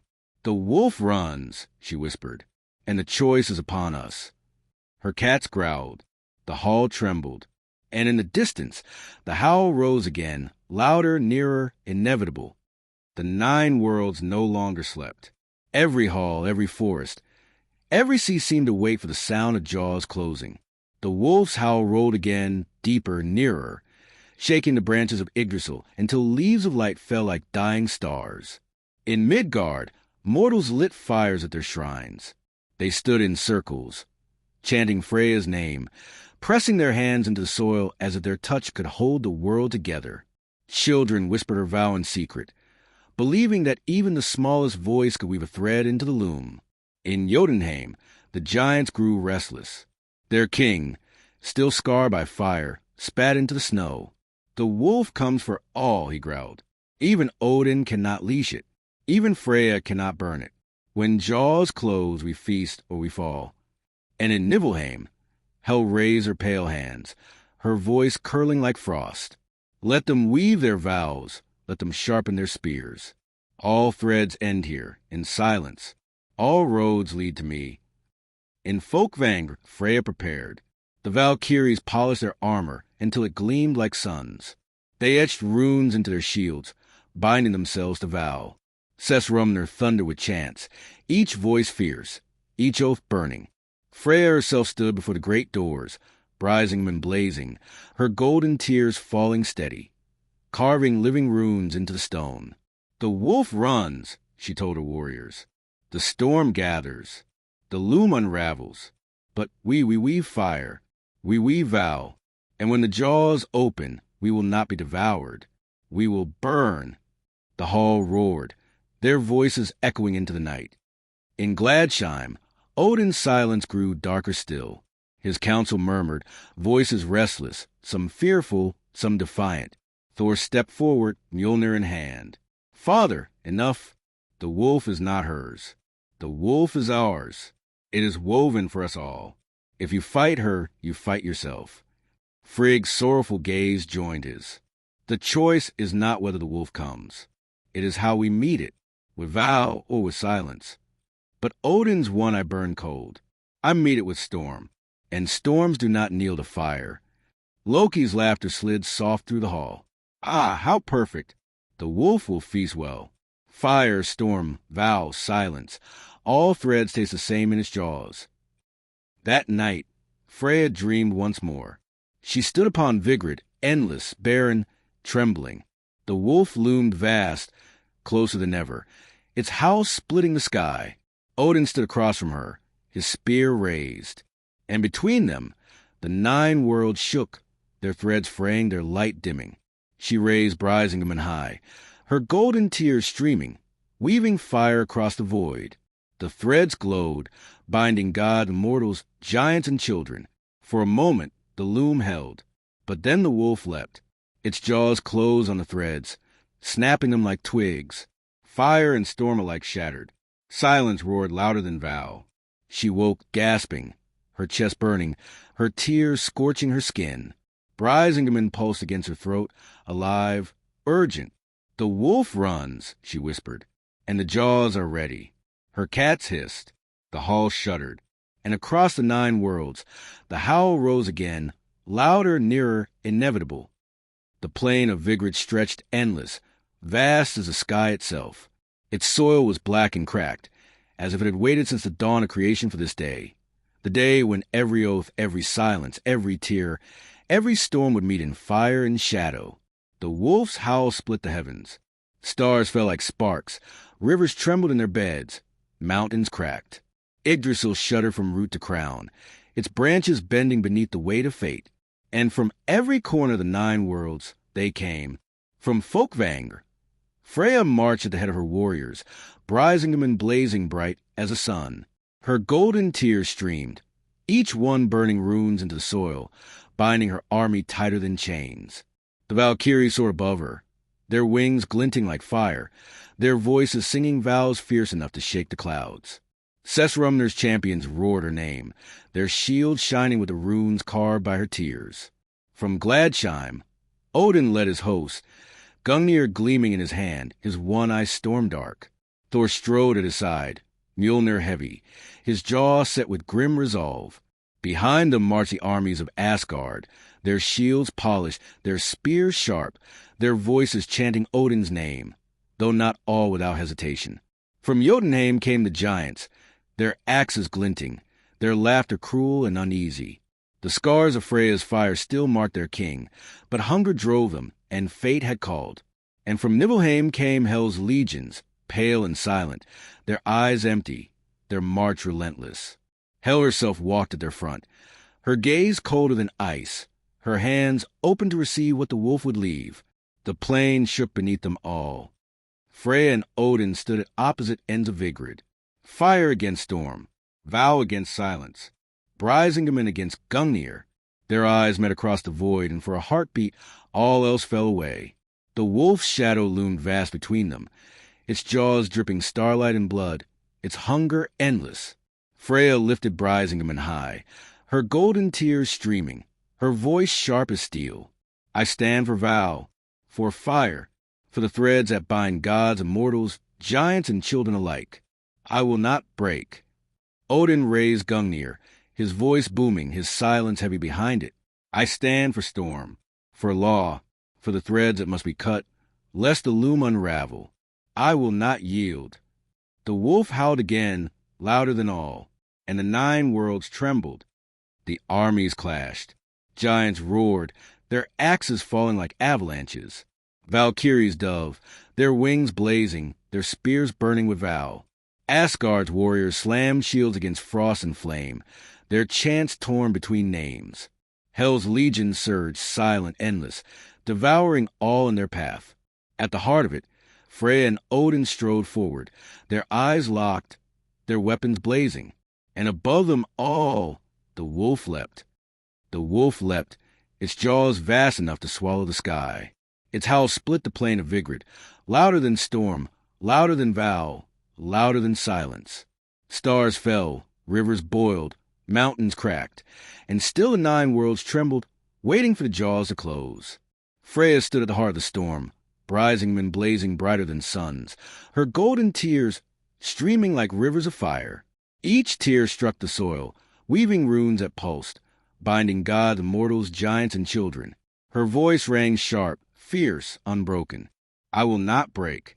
I will not bend. I will weave louder than silence, brighter than storm, stronger than shadow. My vow is endless. Odin strode forward, Gungnir raised, his one eye burning. The loom unravels. Threads must be cut. If you will not yield, then all will fall. Their voices collided like thunder. The wolf's jaws closed. Odin hurled his spear, storm blazing. Freyja raised Brisingamen, fire burning. The clash shook Vigrid, tore through Yggdrasil, echoed across the 9 worlds. Giants fell, their laughter silenced. Valkyries soared, their wings blazing, their vows fierce even in death. Hell's legions devoured, pale and endless, swallowing both storm and fire alike. Mortals prayed, their voices trembling but unyielding, chanting Freyja's name even as the sky split. And at the center, vow met silence, fire met storm, necklace met spear. The earth cracked, the sky burned, the wolf roared. In that moment, Freyja's golden tears poured unending. They fell like meteors, like rivers, like suns breaking.